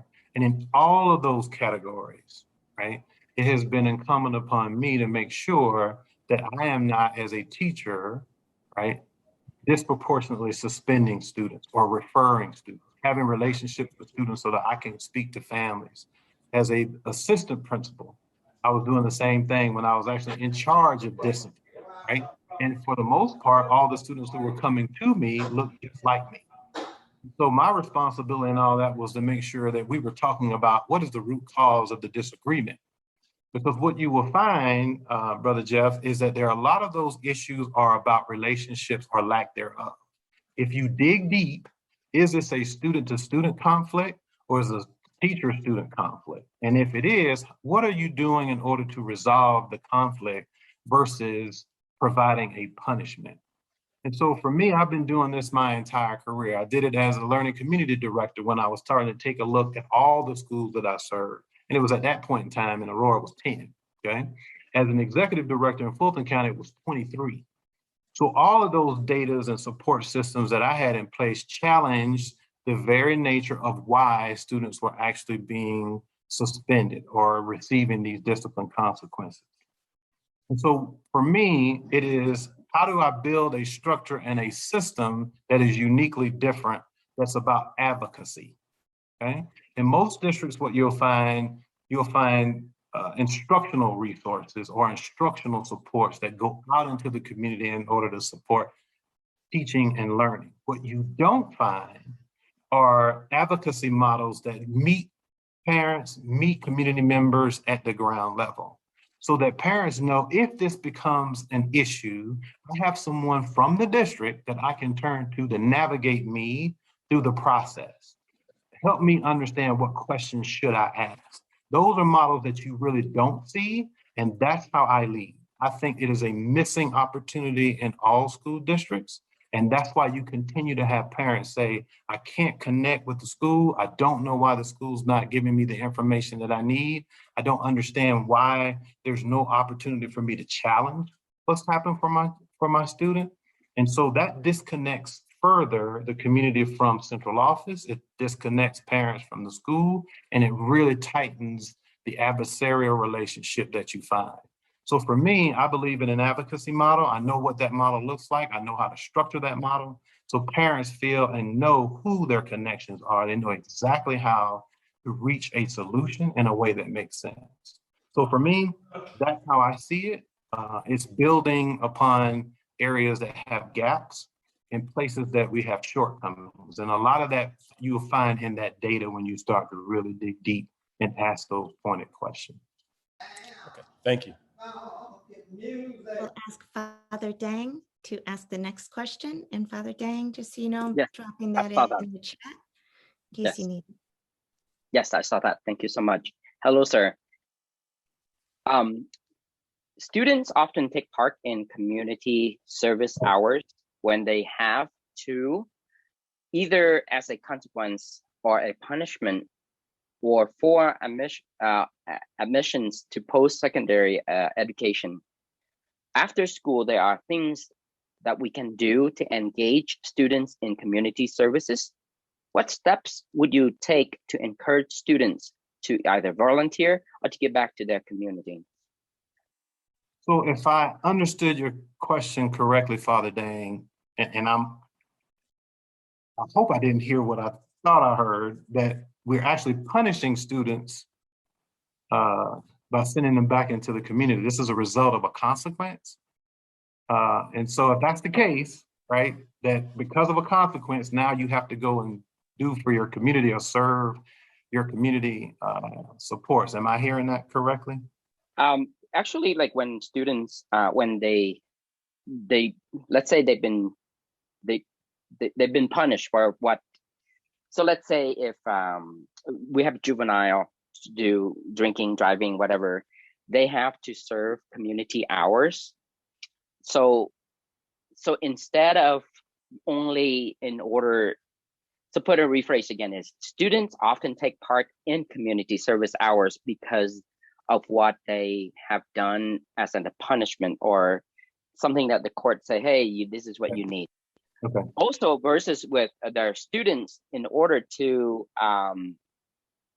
let's say they're applying for scholarship, they can also, we always look into that community hour, community service. So what I'm saying is that, what about having community service is that what steps would you do this to encourage students, not only because of they have been punishing, but they want to give back or volunteer their time to community as a part of the curriculum. Got it. Okay. So for me, one of the questions that the students asked me today, which I appreciate, they said, if you had to do it all over again, like what would you change? And my answer to that particular question was that I would get involved in all of the things that I just didn't know was taking place. Like I just missed all of those opportunities. I missed some of the reach into the communities. I missed some of the partnerships that we had in our school. I just completely did not engage in a way that if I had known then what I know now, I would have been heavily involved. And so for me, it is making sure that our students first and foremost know what those opportunities are. I still have some heartburn about being punished to have to go back into the community, but that's the court system. We have to have a conversation about that. Because if you ever decide to go back into your community to support, to go back to coach, to go back to mentor, to go back to tutor, the first thing that comes to your mind is that somebody had you doing something as a punishment in your own community. And so that's a disconnect for me, but that's a further conversation. But as it relates to making sure that students understand exactly what it is that's available to them and who we have partnerships with, opportunities for, internships with, that is my responsibility. And that's my team's responsibility to ensure that students have access to those and not just have it predicated upon, well, I'm only doing this because. How do we scale this up all the way across their K-12 experiences is important to me. Monica, and I yield the second question, the follow-up questions to Pam. There you go, Father Dang, in the chat. How do you define community partnerships, and who would it include? Please provide examples of partnerships and the roles of those partners. Thanks, Pam. That's a good question. So I think about many of you all who are probably on the call are probably engaged in organizations that might have some interactions with the district and have created partnerships and opportunities for children in order to engage in additional opportunities and activities. I mean, in Aurora Public Schools currently, I mean, we have a lot of partners. I mean, we have Colorado Health, we have RISE, we have YASPA. I mean, there are just multiple organizations that we've been working with since I've been there in order to provide additional resources and opportunities for children. One of the major issues that I think we have to continue to think through is how do we ensure that some of the organizations actually physically represent some of the students that they're serving so that they can actually see how other opportunities are available to them and connect with the people who are actually leading those. I think moving the opportunities to our district to say if there are grants, if there are opportunities that we see, how do we reach out to the community to find out who's available in order to secure these resources to then provide partnerships for our children across multiple schools and multiple levels. So we've been involved and engaged with many partners throughout my 7 years in the district. And sometimes the funding runs out and then you have to reestablish a new relationship, unfortunately. But we've been able to do that. We have a Young Men of Color initiative that we started working with some foundations for. We're now thinking about how to push this to our young women of color and who can partner with us in order to provide it as an extension of opportunities for our young ladies. So there are multiple partners that are out there, people who are willing to come into the district and willing to serve our students and provide them with opportunities. That's what I see because it's reciprocal. We learn from them, they learn from us. And the people who benefit from those relationships are our students. Thank you. I'll ask Julie to ask the next question. Thank you. Hello, Andre. Thanks for your time today and for waiting. It's been a long day for you, I'm sure.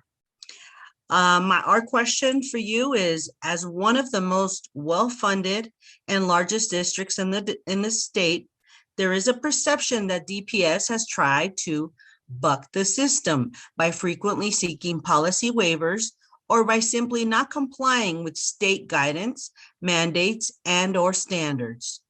How would you ensure the level of integrity, expertise, and accountability is not compromised while still complying with state policy at the local level for the various school models in DPS, i.e. charters, innovation, and traditional schools? Thanks for that question. Julie, I've heard those labels throughout the day today, right? Those designations, those governance models. And the one thing I keep going back to is that unless somebody is not telling me all that I need to know, those are students of Denver Public Schools.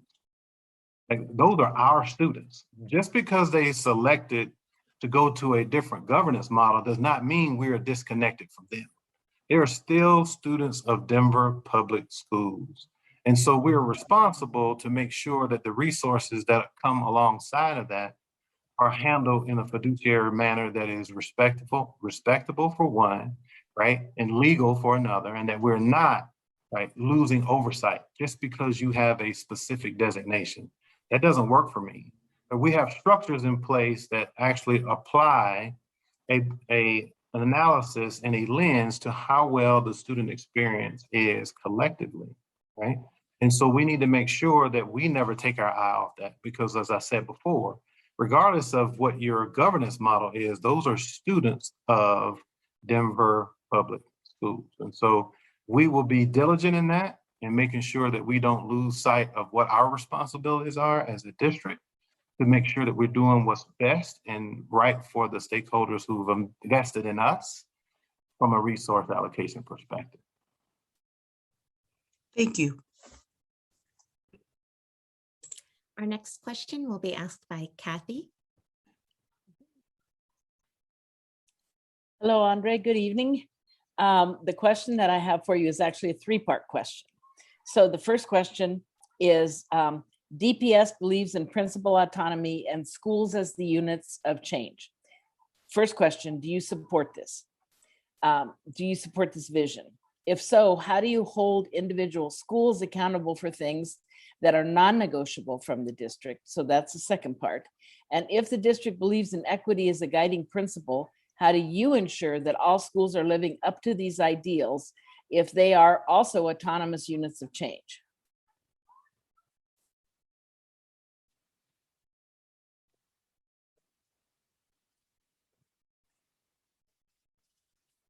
Yeah, I want to make sure I capture that. So when I think about, I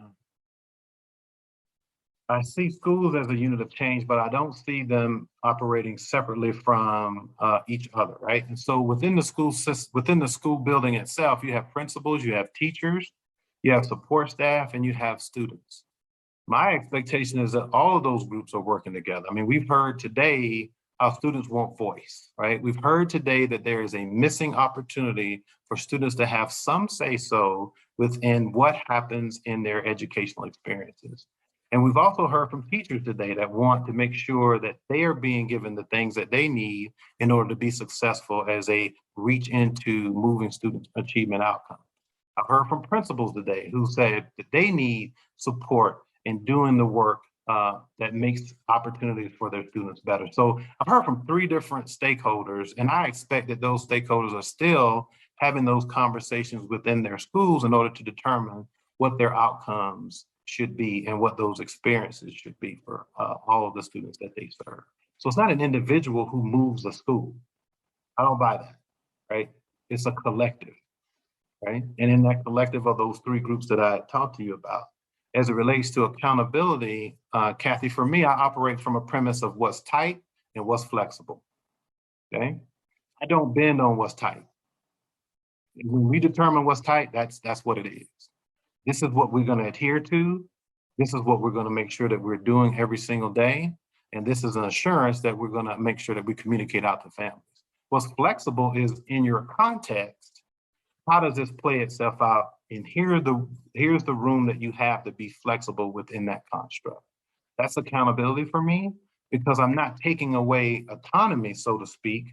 I'm setting what the expectations are. I'm setting the foundation. Now there's room within that you can make adjustments, but that's communicated, that's upfront, and it's also described for what does that mean for a superintendent? What does that mean for senior leaders on a cabinet? What does that mean for central office? What does that mean for principals, APs, teachers, instructional coaches, and the like? Like we just take it all the way through the system. So then that way there's no room for I didn't know or I was unaware. No, we define those things and that's our playbook. And that's how I operate from that. Equity as a unit of change. And so I'm not sure if your district has a 90-day plan of sorts where everybody understands what you're trying to accomplish within the next 90 days. So in schools, in my system, we have a 90-day plan. And within that 90-day plan, we talk specifically about your outcomes. We talk specifically about what it is that you're trying to accomplish, but we also talk about what's in the way. What are the barriers? What are the roadblocks that might be prohibiting you from getting to the goals that you set? Now, if equity becomes a space of conversation, within that plan, we determine how do we help you get there? How do we remove the barriers that you've identified as a school that now we can provide you with the resources that you need in order to achieve the objectives that you're talking about, and not give lip service to it, but actually provide action steps towards it. Thank you very much. Our next question will be asked by Kira Jackson. Thanks. Some context. There's obviously some split in our community, in the DPS community, around traditional versus charter school. And I think you answered part of my first question regarding what's your position on school autonomy, specifically charter schools, innovation zone zones. So could you just confirm your position on all of that? And then the second part of my question, though, is how will you prioritize student success and student voice despite the adult politics?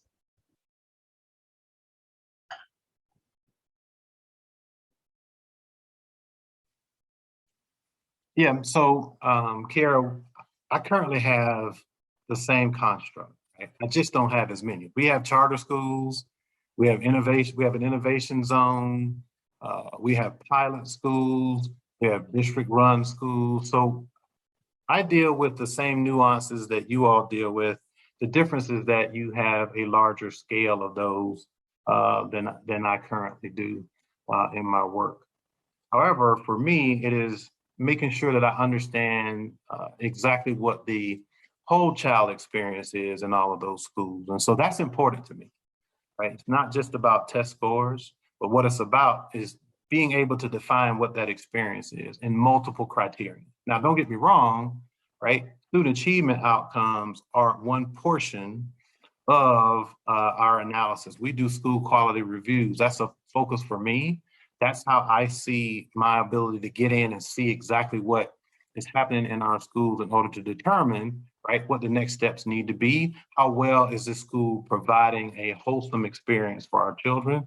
And to be honest with you, many of you on this call, if you decide that I am going to be your superintendent, will be participating in those types of reviews, because what I don't want to do is give you information that you haven't been privy to or been involved in.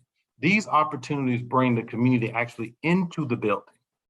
You sit down and you have conversations with principals, you have conversations with teachers, you observe what's actually happening, that you'll be well trained prior to going, and so that you'll know what to look for.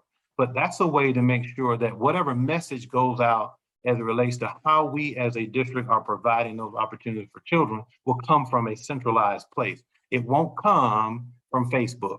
It will come from this document that allow multiple people from the community to get involved in this analysis and observation. So that's one for me that speaks to this dichotomy of different options and opportunities and labels that are currently in play. For student voice, it's complex, right? Because I didn't start the architecture of students not feeling like they're being heard. I actually saw on one of the performance tasks a data set that spoke to the well-being of mental health or perspectives of children. And the one area that I believe was below expectations, around 60%, was just that we don't believe or we don't feel as though we have any voice in decision-making in our schools, which is problematic.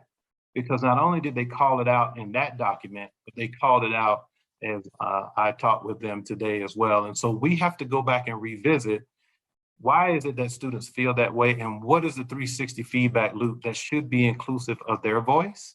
And then how does the superintendent office and his cabinet engage in students both formally and informally? Because that starts to change the narrative around, we don't hear, you don't listen to us, and we have no say-so in what happens. So that's a part of the strategy and structure that I use in order to make sure that we can close some of the things that we're talking about.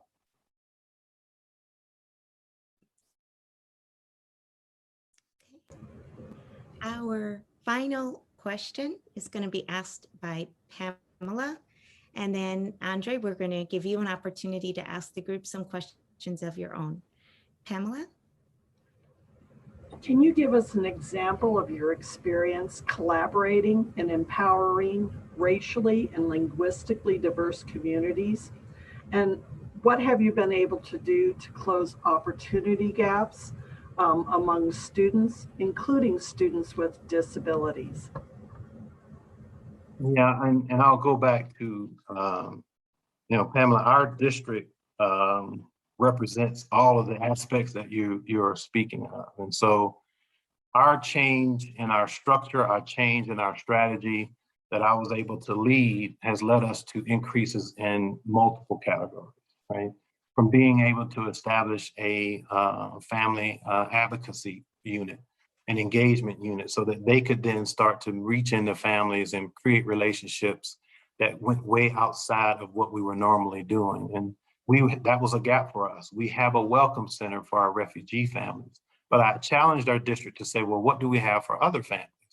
Right? Or we have a need to meet all of the needs of our families and not just be singular to one subgroup, even though it's important. And so this group of individuals that I put together and designed that particular department last year has started to provide those opportunities and engage. We have community engagement advocates, which we did not have before, who are actually reaching out into the community and having conversations and providing resources and supports for families when they need it. We also have created a parent playbook so that parents could communicate with us and engage with us in ways that we just didn't have those opportunities before. And I mean engage with executive directors, engage with learning community directors, engage with the chief academic officer in ways that just hadn't happened before. And typically you are responding to problems, but this is getting out on the front part of this in order to say, let's talk about things that are happening in the community that we can help support you in when you have questions. As you know, this disruption with COVID was just, it just sent an impact through all of us in ways that we just had never experienced before. And I think it's because of that that parents had to rely on us even more to determine how in the world is this virtual learning aspect going to work. Now, nobody's going to say it's perfect, no, but we were forced into it. It shifted on us from a delightful opportunity where if we had it, we had it. If not, you can go to someone else, to an essential, right? That we had to have it. Because at that particular point in time, students and teachers were not actually coming back into the school building. So we were forced to start having some different conversations with families about here's how and here's what we plan to do during this disruption and how do we support them with it. We also had to do the same thing with teachers to help support them because that was their new normal, right? And even a lot of our teachers have students at home who are experiencing the same thing. And so we had to be very, very nimble in order to make sure that we were taking care of our staff, taking care of our students, and taking care of our community. And so that has been our work over the past 18 months, not because we set out that way, but because our system and circumstances changed so dramatically that we had to pivot and make sure that we accelerated those opportunities for folks in our system. So those are some ways that we've had to do it. And like I said before, the past 18 months have forced us to think differently about the opportunities that we need to provide for our students. And what I caution us on, Pam, is not trying to rush back to where we were and not capitalize on some of the benefits that we saw. Because at this particular point for me, it's not about where you learn, it's about how you learn and what access do you have to those opportunities. Because if you've never seen anything else like it, this was it where access became more important than anything else. Because when you're not able to go to school, when you're not able to interact, when you have to quarantine for whatever reason, access now becomes the gatekeeper for educational opportunities. And that's what we were facing. And we'll continue to face it as we go through this pandemic. Thank you. Thank you, Andre. So we have all had our opportunity to ask you questions. We wanted to give you an opportunity to ask the parent and community panel any questions of your own. We have just under 10 minutes here, so we're going to let you ask questions, and we probably will have to limit to one person to respond to each. But if someone wants to jump in, they can. We want to get as many of your questions in as we can with our remaining time. Go ahead, Andre. Thank you. So I get to interview the panel now. All right. Yep. So I'm curious from your perspectives, what makes Denver special?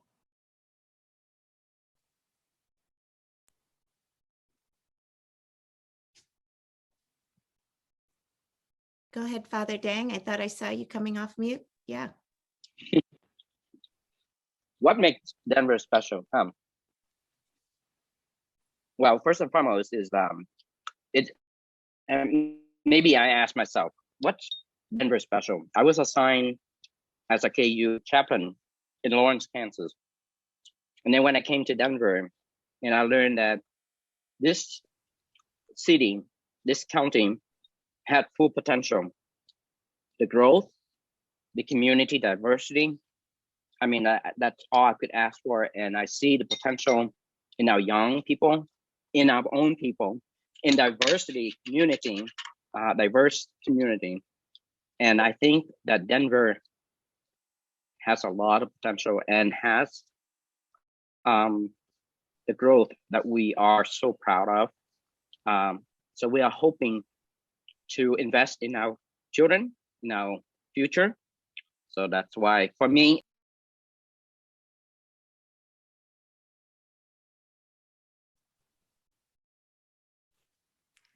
Andre, did you want to ask another question? Yeah, and I was hoping that more people would chime in, but they can think through this process for me. That's okay. Do you want me to open it up to others? I really do, because the follow-up is going to be connected to the beliefs that I'm hearing. Perfect. Who else wants to answer? What makes Denver special? Denver Public Schools, Andre? Denver. Denver. What makes Denver special? And I'd love to give a special, oh, I see Julie coming off of mute, and also just want to give an opportunity as well for Febronia and Ana Munoz, our Spanish speakers with us this evening, if they want to also answer that question. Go ahead, Julie. Well, I was lining up because not everyone was jumping out, but I would gladly let somebody else respond because I already responded. I just want to quickly say, this is where I grew up. I love Denver. This is, having grown up on the East Side, my heart is here. This is where I developed the crucial parts of who I am and a connection to community. And I saw a lot of the big buildings come up, be constructed when I was growing up and sitting on the stoop. So I have big ties, and I love that we were so diverse. I think it's changing, but I hope that with the superintendent that looks like us and has the same experience, that we can continue to uplift and make it a wonderful place for all our kids that go to DPS. Thanks, Julie. Gladys is saying she's having trouble with her camera, but go ahead, come off mute, Gladys, if you wanted to ask your, or if you wanted to respond. I don't see her here. Yeah, I just wanted to say Denver, let's see, can you see me? Yeah, just wanted to say Denver has the potential to grow and embrace diversity. I agree with Julie that it's changing, but I feel like we have the opportunity for all minority groups to kind of come together and really create change and unify in the beliefs that we have to ensure that all children get the best educational opportunity. Okay. I think I can ask a follow-up. So just for the group, my question is, between all the wonderful things that you have said about Denver that you didn't say, but you thought about, right? What are the disconnects between what you see in Denver and what is happening in the school district? Or what are the connections or the alignment between the two? I'm curious to know what you see that to be.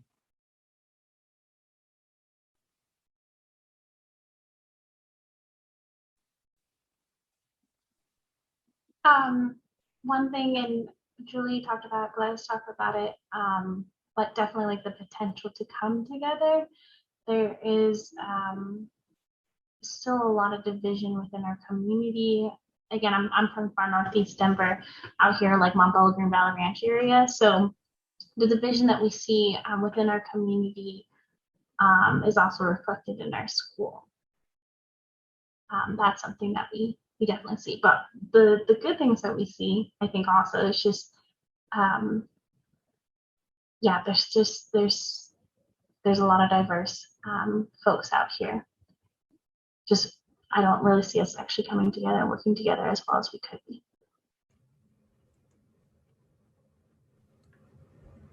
I think I live in Southwest Denver, and I think one of the concerns is it feels like over the years with high stakes testing, it feels as though communities are shamed and students are shamed because they don't perform at the level that the state may think they should be performing at. I see some incredible teachers. I see some incredible school leaders who do care about kids, and educators where the students make incredible progress, more than a year's progress in a year's time, but yet there's still those penalties. And I think unfortunately in my neighborhood, the majority of neighborhood traditional schools have been closed, and they've turned them into charter schools. And yet those charter schools, the performance looks very much the same.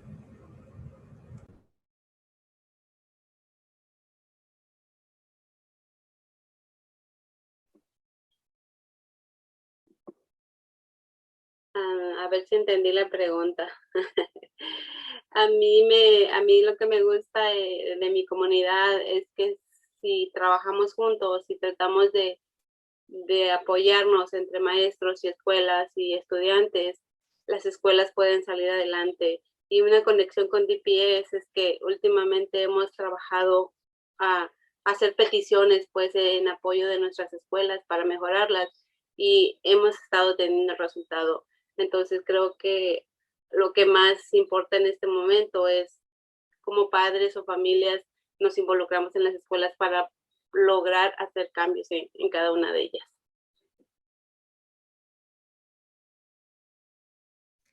I don't know if we have an interpreter there. I'm ready to translate if the interpreter is not in this room with us.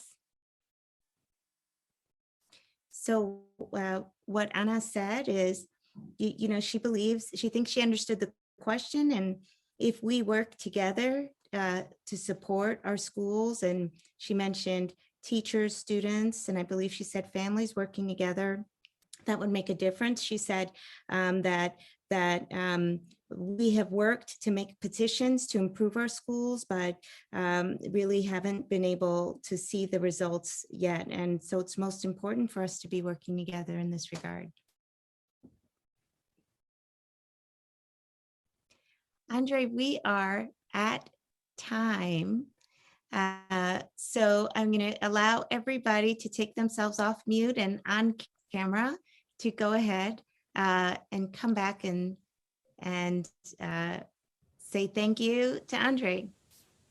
Thank you, Andre. Thank you Have a very good much, night. Thank you. Thank you. Yes. Nice to meet you. Thank you all for giving me an Thank you. opportunity to speak with you this evening. Thank you so much, Andre. We really All right. appreciate it. Thank you. Thank you. Thank So you. in our last few minutes here, I'm going to ask Kyra to please display this link. There it is. Okay, thank you. Wonderful. So in a moment, I'm going to ask President Carrie Olson and Director Angela Cobian to provide some closing statements. Before I do that, I want to thank everybody for watching such an important evening and for being a part of this evening with us. And we would like to ask anyone who is watching these events, whether you're watching the recording live, right? Whether you're watching it live streaming now or you're watching the recording later, to please go to superintendent.dpsk12.org to access the feedback survey that we have out there for the broader community. You can access the survey translated into multiple languages. And we'd like to ask everyone to please complete your surveys by 5 p.m. on Monday, May 17th. The board is going to be reviewing all of your feedback as they prepare to make this important decision. I want to thank our interview panel again. I just want to say what an awesome group of dedicated community leaders you are, and what an honor it's been to work alongside you with such an important task, and just appreciate the thoughtfulness you brought to every step of this process.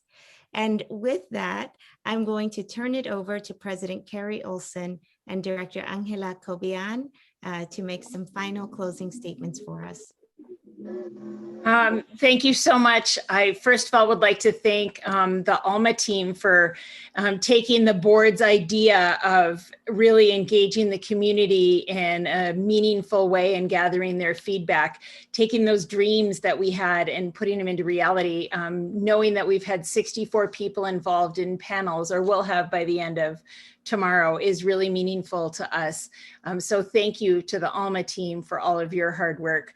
I'd like to thank our support staff who's a little behind the scenes, all of our Zoom hosts and tech wizards who make sure everything runs smoothly, along with the interpreters. Thank you so much. Your unseen work is very seen by the board. We really appreciate it.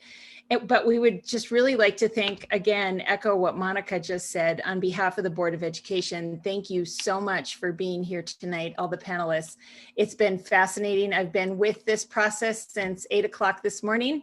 I've done staring at my computer, but it's been wonderful to be able to hear just voices from everybody, from our students, our teachers, our staff, and what a great way to end the night. I'd also like to thank our candidates for being here through the long haul, through all of today and tomorrow. And I'll turn it over to Director Cobian in case you want to add anything. I'm so tempted to speak in Spanish, but I know the interpreters will yell at us, so we'll keep our comments in English. Buenas noches. My name is Angela Cobian. I'm going to keep my comments in Spanglish. And I represent Southwest Denver, and I'm the treasurer of the Board of Education. And I live and grew up and represent Southwest Denver.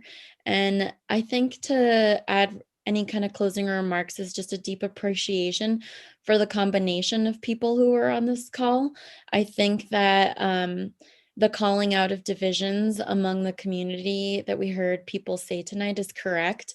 And I often want to rip my hair out when I observe it and listen to it, because the people who suffer the most are the students who are in our schools, like my little cousin who hasn't even been able to access DACA yet will be graduating in a year, and is my cousin and is my constituent. And I think of other students like her across our district who were failing when we experience all of these divisions, and yet across this truly diverse group of people, in the questions that they asked and the answers that they gave, I heard commonality, and the commonality of wanting all of our students to be able to succeed, regardless of the neighborhood, regardless of their language, regardless of the governance type that they attend. And that's where I'm going to find hope.